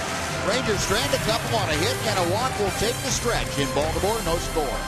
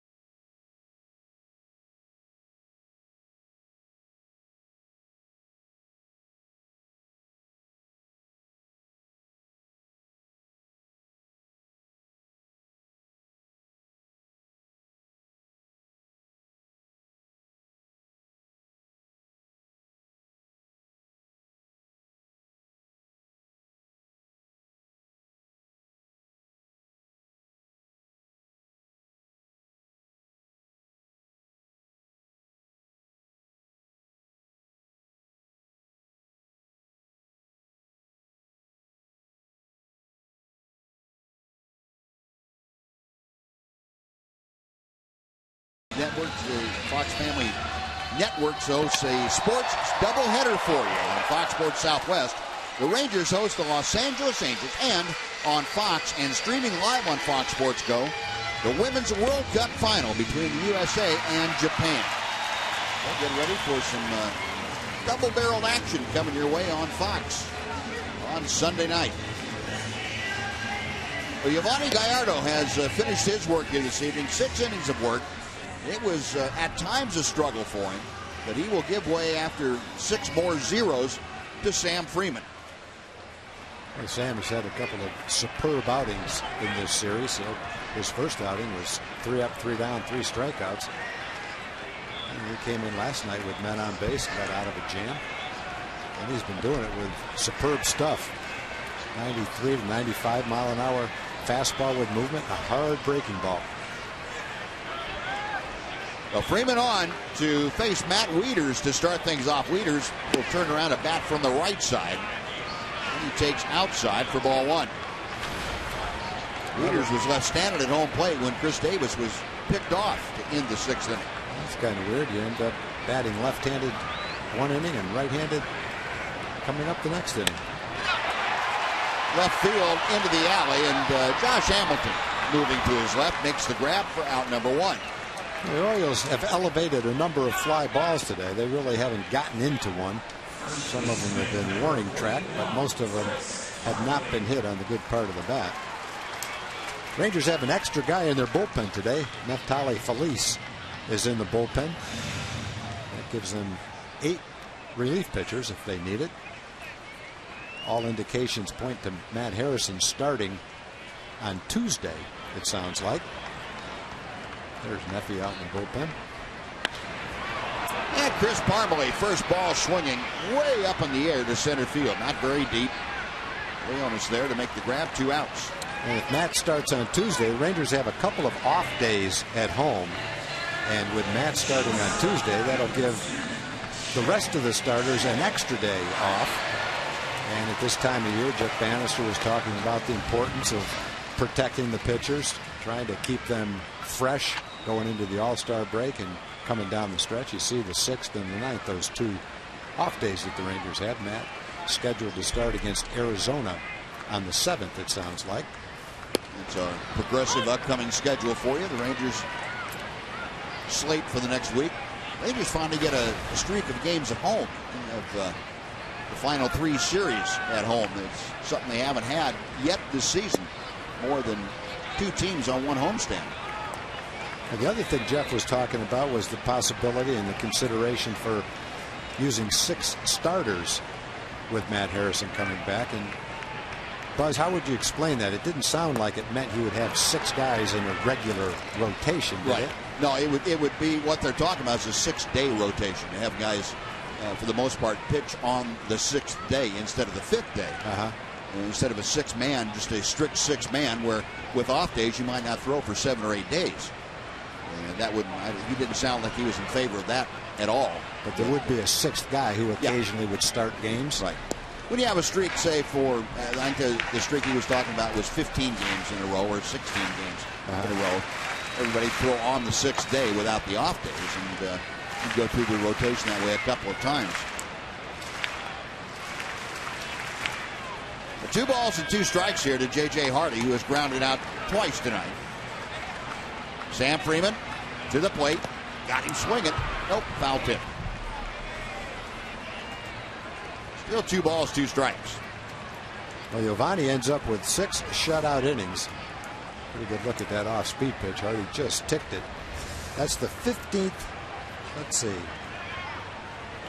The 15th time in 17 starts that Giovanni has given up 3 earned runs or less. In the other 2, he's only given up 4. So no time this year in 17 starts has he given up more than 4 earned runs. Wow. Another time he got him swinging. Yeah. 1, 2, 3 with a punch out for Sam Freeman. We have worked our way through 7 innings. We are still scoreless in Baltimore.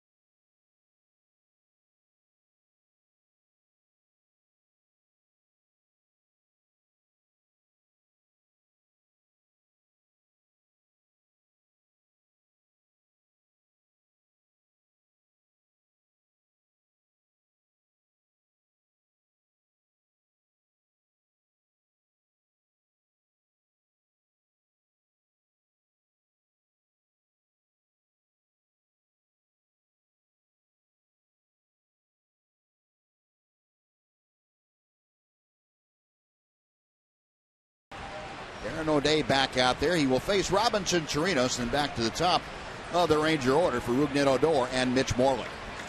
Rangers 4 hits tonight. The Orioles just 2 hits. Robinson Chirinos 0 for 2. Takes outside from Darren O'Day for ball 1. Chirinos has faced O'Day a couple of times in his career, 0 for 2. Robinson with that batting average now at .208 for the year. And he takes the sinker in for a strike, 1-1.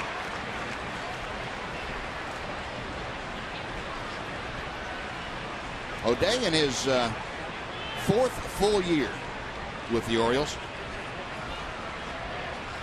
Well, he has been a stalwart of their bullpen, and one of the reasons his bullpen since the 29th of April has been so good. They are 2nd in the major leagues and 1st in the American League. The ERA of just over 2.2. You have O'Day and Zach Britton, who is 23 for 24 in saves. They really have a lockdown tail end of the bullpen.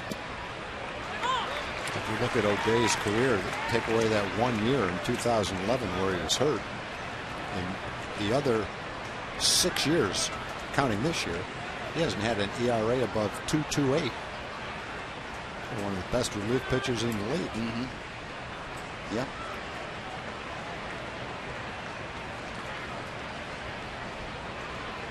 There now, the University of Florida.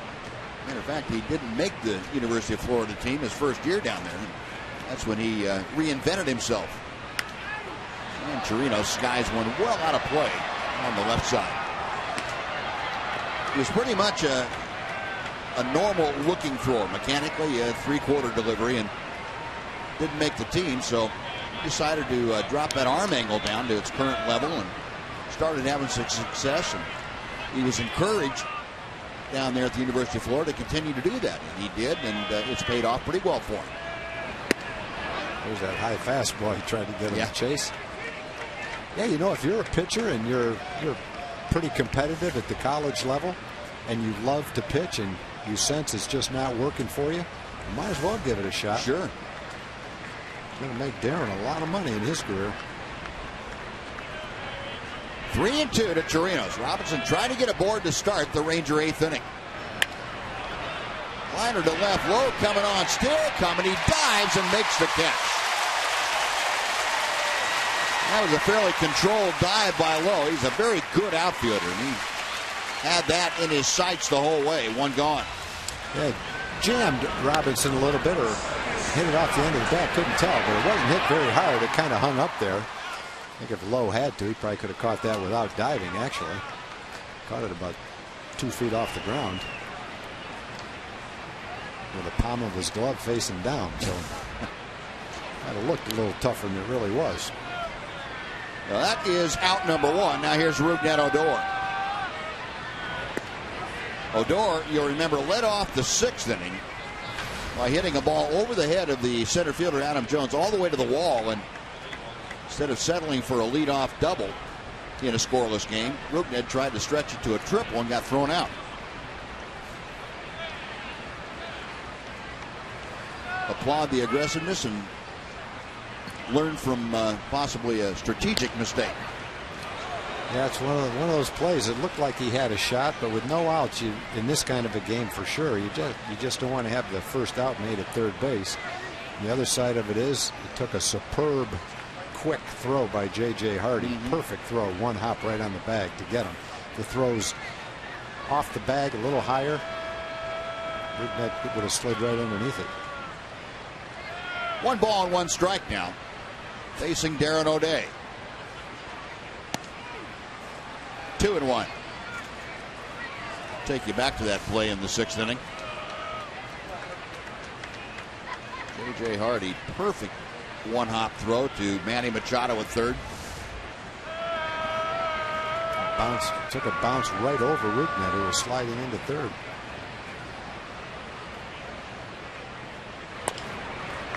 High chopper out to second. Flaherty will throw at his counterpart, and they're 2 gone. Well, folks, on the 7th day of the 7th month, the Rangers are bringing you $7 upper reserve and upper box tickets. Plus, Papa John's is activating Rangers 7 special all day.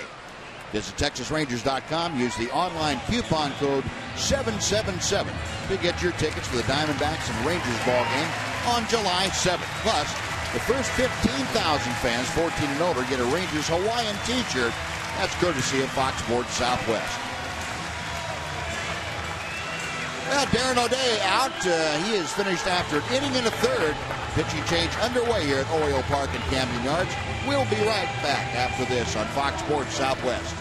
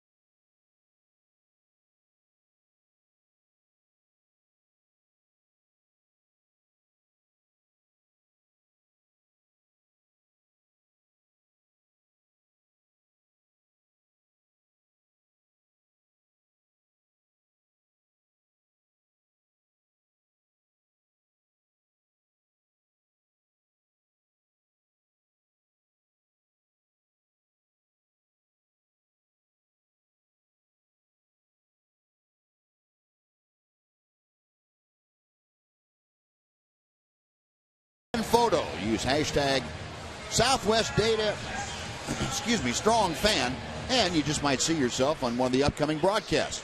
It's brought to you by the good folks at T-Mobile. Brian Mattis has entered the ball game to take over here with the bases empty and 2 away in the 8th inning. Mattis, a hard-throwing left-hander, 28 years of age, and he goes to work against Mitch Moreland. Here are the numbers for Mattis. 25th ball game of the year, 1-2 with that 2.45 ERA. He and Zach Britton, the only 2 left-handers out there for Buck Showalter's bullpen.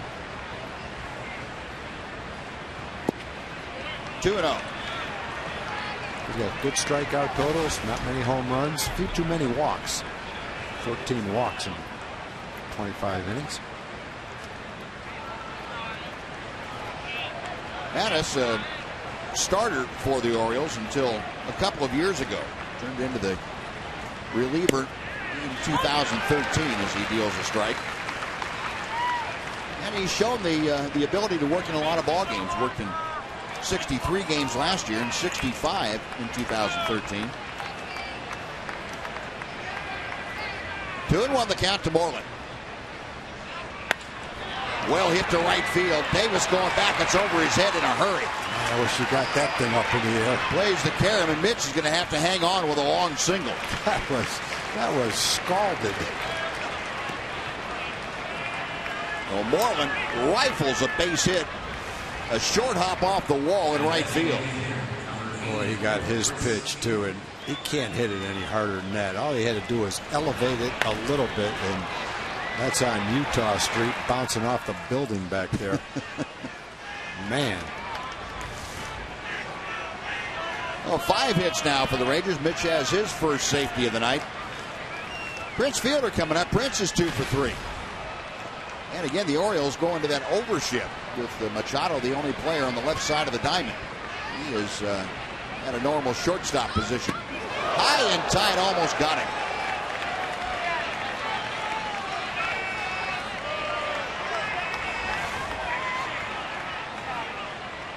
Whoa, that is very close. See, Wieters had set that target low and away, and Mattis just missed by about 8 feet. Well, 1 ball and no strikes to Prince. Prince had singles his first 2 times up, both times going the other way.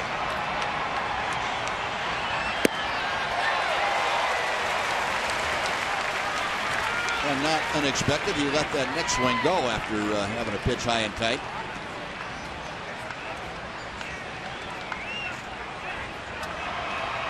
Get a good look at the Orioles defense with both Flaherty and Hardy on the right side. High and away, 2 balls and a strike now.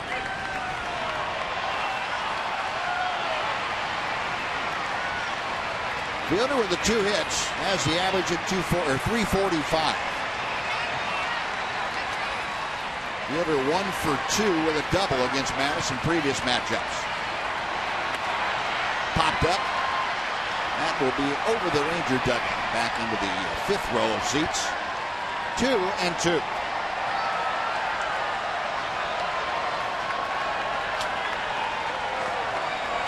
Crowd of almost 32,000 on hand here tonight on this Thursday evening in Baltimore.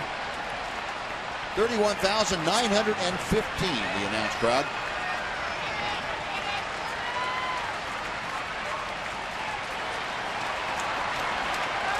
Mattis set the 2-2. 32,000 umpires groaning in unison. He didn't have quite the same look that James Hoy had at that pitch. It was well outside. So a full count with 2 outs now, and Mitch Moreland will get a running start from first base. Fielder waiting, payoff pitch, inside ball 4, and that puts 2 aboard for Adrian Beltre. Mattis got ahead 1-2 and couldn't put him away. Fielder aboard, and that's going to do it for Mattis. Buck Showalter out to the mound, and he doesn't want the left-hander facing Adrian Beltre. Instead, he'll get a right-hander to come on in and face the Ranger third baseman. So 2 on, 2 outs, a scoreless ball game here in the 8th inning. Another pitching change underway. We'll be back right after this on Fox Sports Southwest.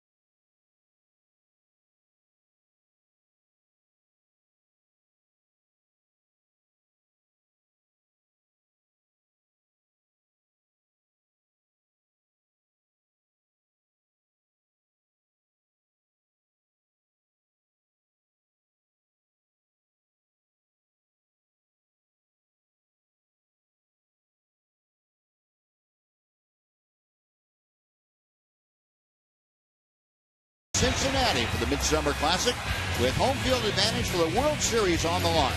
Our coverage of the 2015 MLB All-Star Game begins July 14th at 6 p.m. on Fox and streaming live on Fox Sports Go. Now the 28-year-old right-hander Chaz Rowe is into the ballgame. He's got runners at first and second, 2 outs. Rangers threatening here in the 8th. And Adrian Beltre takes strike 1. Rowe signed this past offseason by the Orioles to a minor league contract. Brought to camp as a non-roster invitee and made the club. And Beltre now down in the count, 0-2. Saw Rowe here on Tuesday night. Worked an inning, gave up 3 hits and 2 runs. Scoreless ball game. Rangers have a couple of runners aboard for Adrian.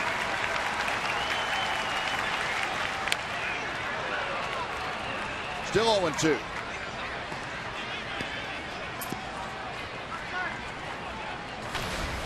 Rowe last year worked in 3 ball games with the Yankees. Also has been with Colorado and Arizona. Right-hander, a check of second base. Mitch Moreland getting a pretty good lead. 1 ball, 2 strikes. Beltre tonight has grounded out twice and struck out once.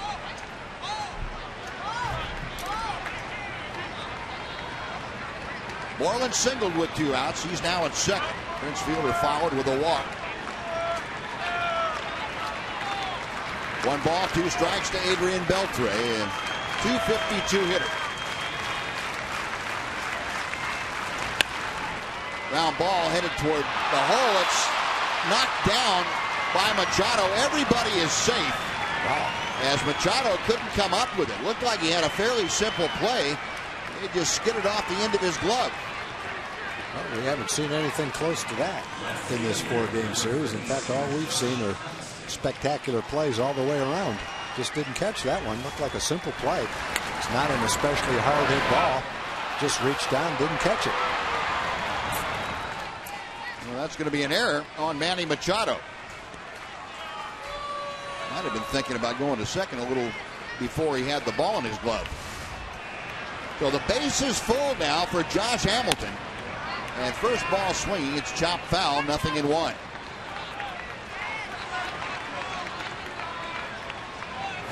Machado now with 12 errors this year. Sets the stage for Josh Hamilton, who already has 1 game-winning RBI. That was the 2-run double against Boston. High and away, 1 ball and 1 strike. Josh tonight has singled in 3 trips. Currently a .310 average. 5 RBI in the 9 ball games that he has played at the big league level this year. Outside, 2-1.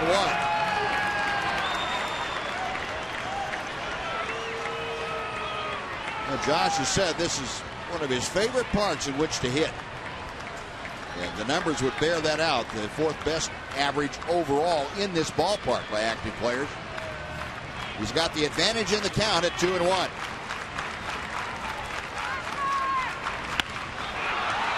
Right center field up the alley, but tailing back a bit to Adam Jones. And that will do it. Rangers get a hit, a walk, and an error. They strand 3. Bottom of the 8th coming up from Baltimore. Still no score.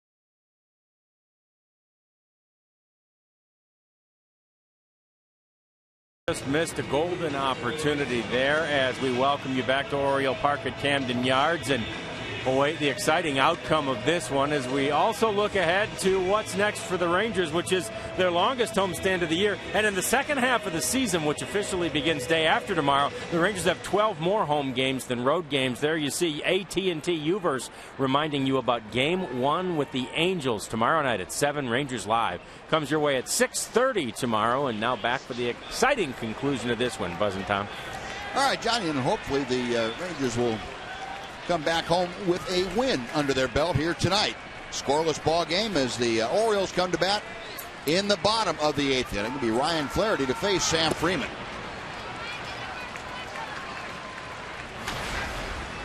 Flaherty 0 for 2 with a couple of fly balls to right tonight.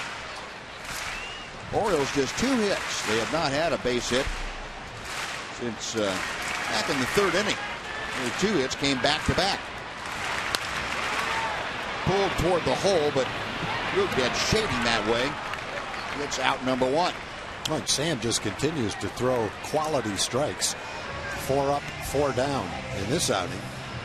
1 strikeout to go along with it. Next will be David Lowe, the left fielder.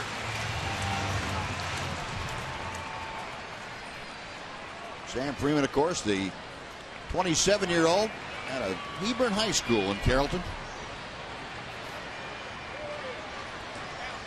David Lowe tonight has one of the 2 base hits for the Orioles. He's also grounded out, so 1 for 2. Sam firing in strike 1.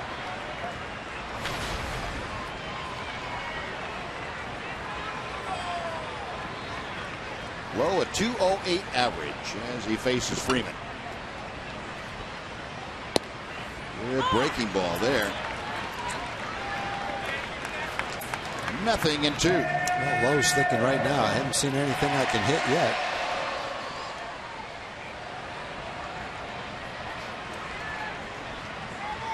Sam a belt high set. He tried to drop that breaking ball in and left it a little low and inside. 1 ball, 2 strikes. If the Rangers can win this game, they will have had a very nice road trip. Figure going into Toronto, going into Baltimore for 7 games, you can come home 4-3. It'd be a nice trip. Had a chance to win a game in Toronto, lost 3-2. Chances to win the game yesterday. So, 2 close games, 3-2 and 4-2. Another close one tonight. Just missed a little bit outside. A great one to win on getaway night. 2 balls and 2 strikes to David Lowe. Freeman back to the plate. We'll try it again.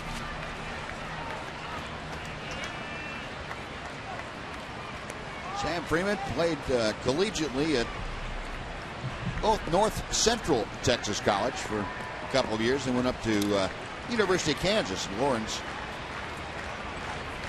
Played his collegiate ball, the last part of his collegiate career up there. And he misses here to Lowe, and the count has gone full. So Lowe hitting at number 9 slot. Waiting in the on-deck circle will be the top of the order, Manny Machado.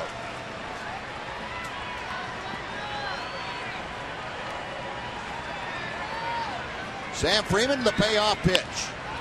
Little looper sliced down the left field line in a hurry as Hamilton. It drops foul and didn't stay up in the air long enough for Josh to get there. Hamilton shading toward the line against Lowe. Even with that advantage, ball not hit high enough for him to get there. And Josh tossed the ball to a little fan with a Hamilton uniform on. Don't know if he knew that or not.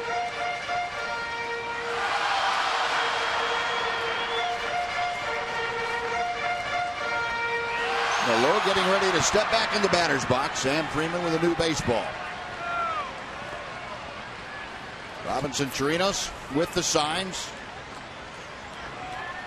And Freeman says, yep, we'll do that. Another 3-2 pitch. Line to center field. That is down for a base hit. Lowe's second hit. He is aboard the go-ahead run at first in 1 out for Manny Machado. Well, folks, the New York Yankees visit Globe Life Park coming up on Monday, July 27th. They are there through Thursday the 30th. Great seats are still available for this 4-game set. Just visit TexasRangers.com or call 972-RANGERS and get your seats today. Now with Machado, the right-hander, coming up to hit for the Orioles. Jeff Bannister out to take the ball from Sam Freeman. Freeman is finished after an inning and a third. He leaves with a runner at first, his responsibility. Keone Kela is headed on in from the bullpen. We'll tell you all about Keone when we come back right after this.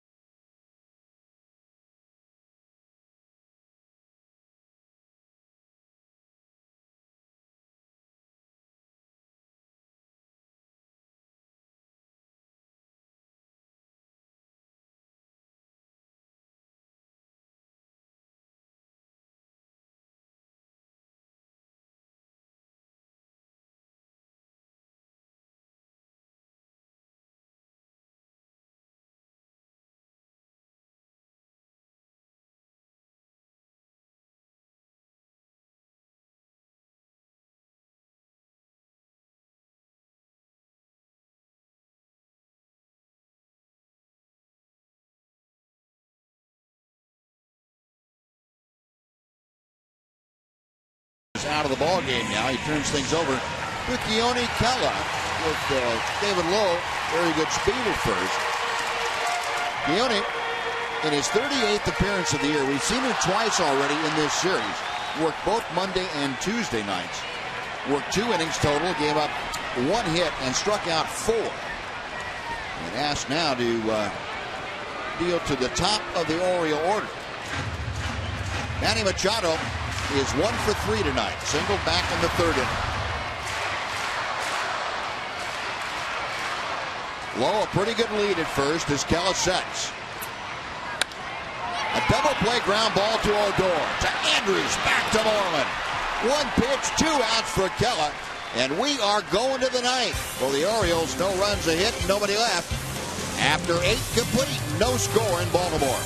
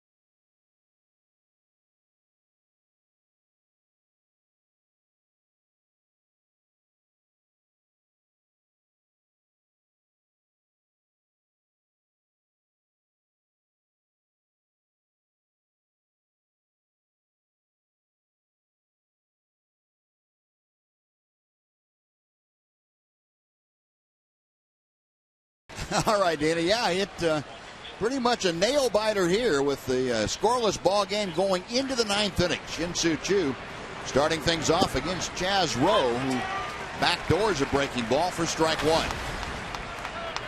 Choo tonight has grounded out, struck out, and walked. His walk came back in the 7th inning. .231 average for the season. 1 ball and 1 strike. Rowe came on to get the final out of the 8th inning.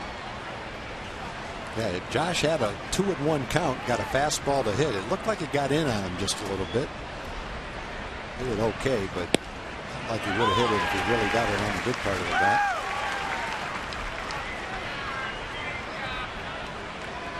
Choo complaining a little bit about that last call. Oakland umpire James Hoy listened to him and okay. Thanks for your opinion. Yep. We'll get back to you. That pitch is high. 2 balls, 2 strikes. You ever have an umpire tell you that, hey, I was wrong, I blew that? Occasionally. Yeah. Yep. I think Bill Kunkel did one time. And I don't know if he said I blew that one as much as I might have missed that. Might have missed it. I think the umpires back then, you could talk to them. You know, as long as you didn't turn around and scream and show them up, you could have that kind of a conversation. Sure. A 3-2 to Choo, trying to get aboard to start this 9th inning for the Rangers. Payoff pitch is high, and the Rangers had the go-ahead run aboard with nobody out. Elvis Andrus coming up. Well, Shin-Soo didn't like the call on strike 2, but he didn't expand his strike zone either. He hung in there, worked the walk. Just have a leadoff man on. I guess now the question that Jeff Bannister has to answer: do you sacrifice with your number 7 hitter up there in the 9th inning and leave it up to the bottom of the order? I mean, that's a question, and my guess is he's going to. Let's see. Elvis 0 for 3 tonight. He is around a bunt and pops it foul. That will be back into the seats. I just popped up a bunt the other day. Sacrifice bunt. It's a good play, but you got to get the bunt down. Yeah. I've seen some managers that will do that on the first pitch and maybe put a hit and run on if they see the infield moving all over the place. Didn't like that bunt attempt. Let's try something different. Elvis a strikeout, a pop out, and he was robbed. David Lowe ran into the wall to make a catch in the first or the second. Elvis again showing bunt, and that one down the first base side. It's a good one. Wieters on to the second baseman Flaherty covering the sacrifice. Goes 2-4 into scoring position. Shin-Soo Choo with Leonis Martin coming up. Center fielder number 2, Leonis Martin.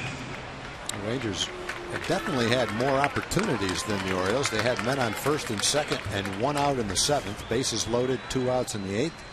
And now a man on second with 1 out here in the 9th. Looking for that 1 hit. Get that run in. Elvis with his 6th sacrifice bunt. He was 5th in the American League coming into play. Here's Leonis, who is 0 for 2. And he takes the backdoor breaking ball for strike 1. Leonis had a walk in the 3rd, struck out in the 5th, and fly to center in the 7th. Batting average at .222. Excuse me. The 0-1 pitch. 1 ball and 1 strike. Leonis now really in a funk as far as hitting with runners in scoring position. He's 0 for his last 17 times to the plate. Be a great place to break out of it right here.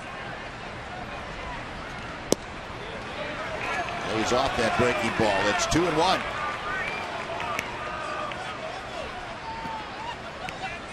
Rowe kind of bracketing the bottom of that strike zone, both corners. Tommy Hunter loosening in the Orioles bullpen. 2 balls and a strike as Rowe sets a check of second base. Up the middle into center field, a base hit. Chu being waved around third. Here comes Jones' throw. It's offline. Chu is in to score. Into second base, Leonis Martin. The Rangers lead it 1-0. There you go, Leonis. Yep. He was due for one, and he ripped it back through the middle. Rangers had a solid runner at second. He beat the throw, and they just changed places. Still a man on second. And a chance to pick up another one. Good running by Martin. Took second on the throw home.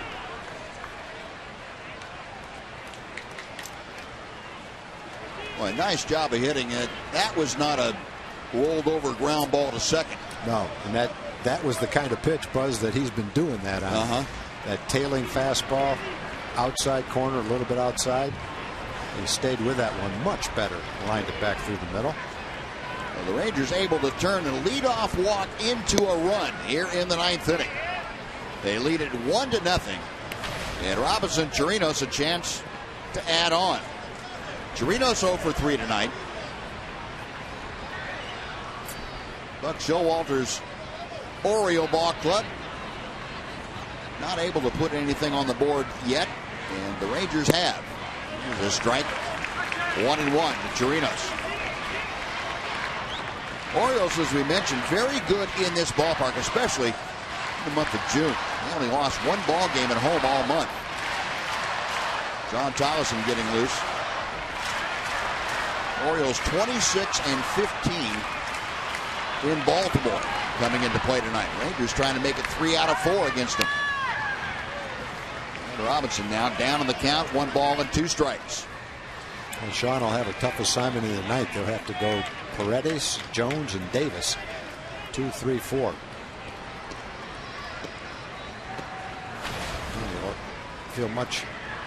Feels good about having a lead to do it, but feel much better if you pick up another one right here. A little bit of a cushion to play with. Martin out there at second with good speed. Roll to the plate. Got him swinging. Chirinos down on strikes, 2 away, and it'll be up to Rougned Odor.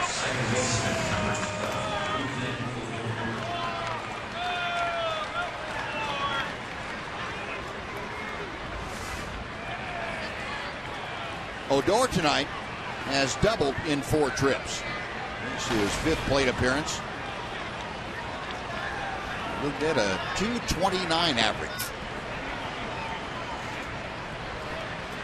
Now has a 6-game hitting streak. And he takes ball 1. Odor came back to the Rangers for the 2nd time this year on the 15th of June. Since that time, he leads the team in virtually everything offensively. First in average, first in stolen bases, 2nd in RBIs. It's that pitch downstairs, 2 balls, no strikes.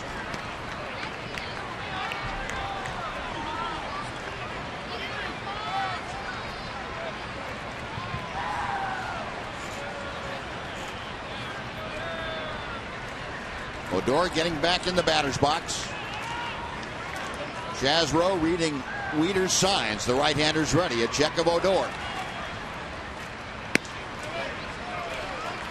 3 balls and no strikes. So Rougned bidding to get on base, and you got your prototypical second place hitter, Mitch Moreland, waiting to be next.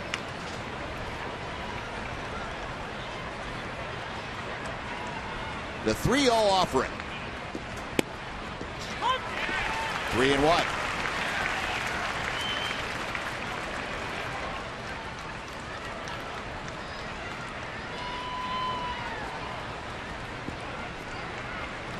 Rangers a run on 6 hits tonight. They have put together a walk, a sacrifice bunt, and a base hit here to take the lead. And Odor takes strike 2. Tough pitch. No problem. Still got another one left. You've seen his fastball. You got a pretty good chance of getting another one. Not sure if that was a strike or not. Got a big one left to drive in a run with. Leonis Martin getting his lead from second. The payoff pitch. Base hit to right field. Martin being waved around third. Here comes Chris Davis' throw. It's not in time.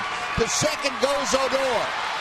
And he's up and moving to third as the ball gets away. The Rangers lead it 2-0 on key base hits here in the ninth by Leonis Martin and now Rougned Odor. Well, just another great at bat for Rougned. You've talked about what he's done since he's been back. You know, he didn't wildly swing at the 3-1 pitch. He wasn't guessing for a strike and ripping away at anything.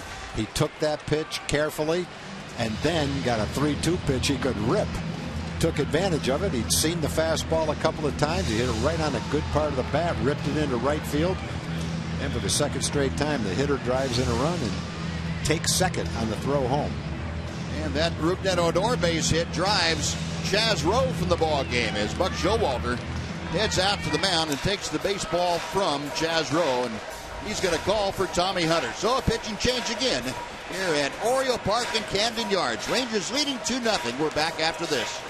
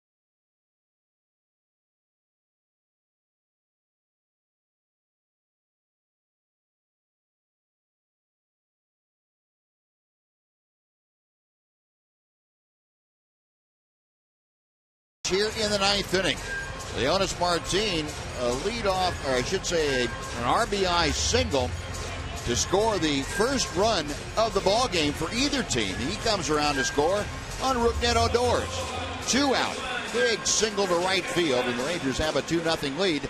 And now they will face Tommy Hunter for the second time in this series. Hunter appearing in his 31st ball game. We saw Tommy here in the first game of this series. He worked 2 innings. Gave up 3 runs on 4 hits. He'll be on now to face Mitch Moreland. And the first pitch to Mitch is a little bit low for ball 1. Moreland 1 for 4 tonight. He's batting with Odor at third. 2 in and 2 out here in the ninth inning. Rangers have broken through against the Orioles. And Mitch takes a strike. It is 1-1. Mitch faced Tommy Hunter the other night, and Tom, that pitch that you were referring to, that 97-mile-an-hour fastball that moved about 3 feet, was thrown to Mitch. Got him swinging. Fortunately, he can't throw that every time. Goes with an off-speed pitch and misses, and the count is 2-1 to Moreland. Well, the Rangers 2 runs on 7 hits. Trying to win their 4th on this 7-game road trip. And Moreland skies one to shallow center. Adam Jones camped under it, makes the catch. That'll do it. But the Rangers take the lead. They get 2 runs on 2 hits, an error. They leave 1. We're going to the bottom of the ninth inning. Sean Thomas coming on to see if he can't close out a 2-0 score.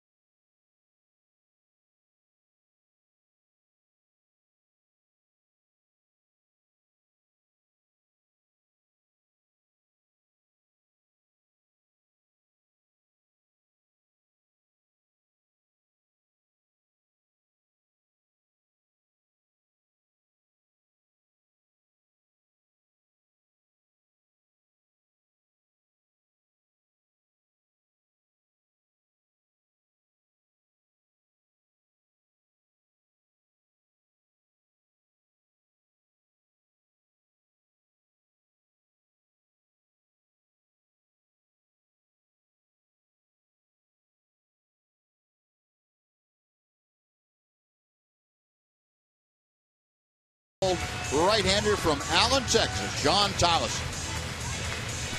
Tolleson, who got his 11th consecutive save here on Tuesday night, appearing now in his 34th ball game. 11 for 11 in save opportunities since taking over the closer's role back in the mid part of May.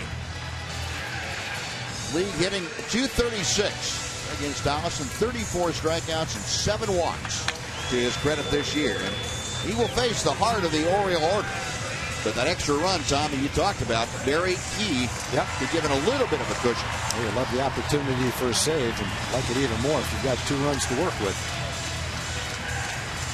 And hang one, get away with something if you have a 2-run lead.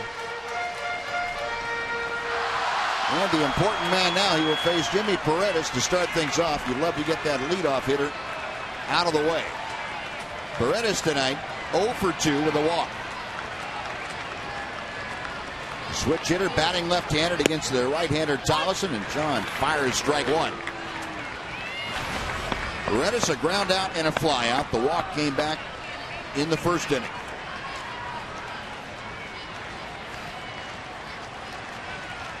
Tolleson back to the plate, and he fires strike 2.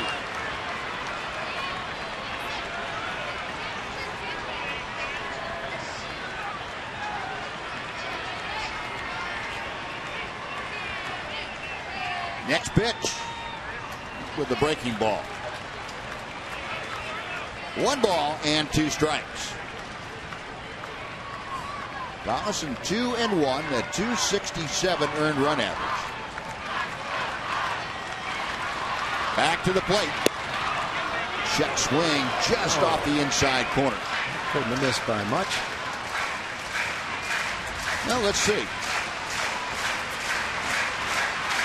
No, it didn't miss by much, but it missed. Now the 2-2. Full count. Paredes batting second in the order. Leading off here in the ninth, he'll be followed by the center fielder, Adam Jones.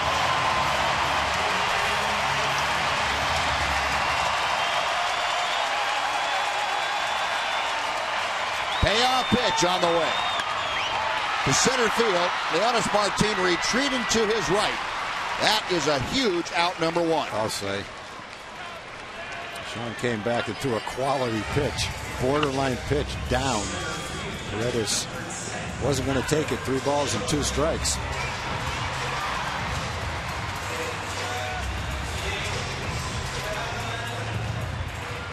Down and in. Borderline pitch, might not have been called a strike, but Paredes wasn't taking any chances, and he's the first out. The base is empty for Adam Jones.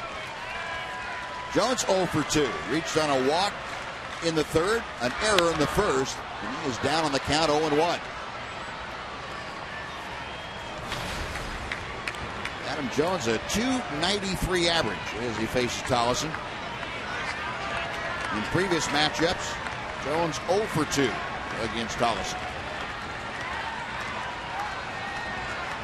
Sean ready for the 0-1 pitch. 0-2. You have that 2-run lead, Buzz. You can go right after him with a fastball right there. You feel like you've got a little margin for error. Sean just challenged him with 2 fastballs. Got ahead in the count. No balls and 2 strikes. Now you can go to work on him.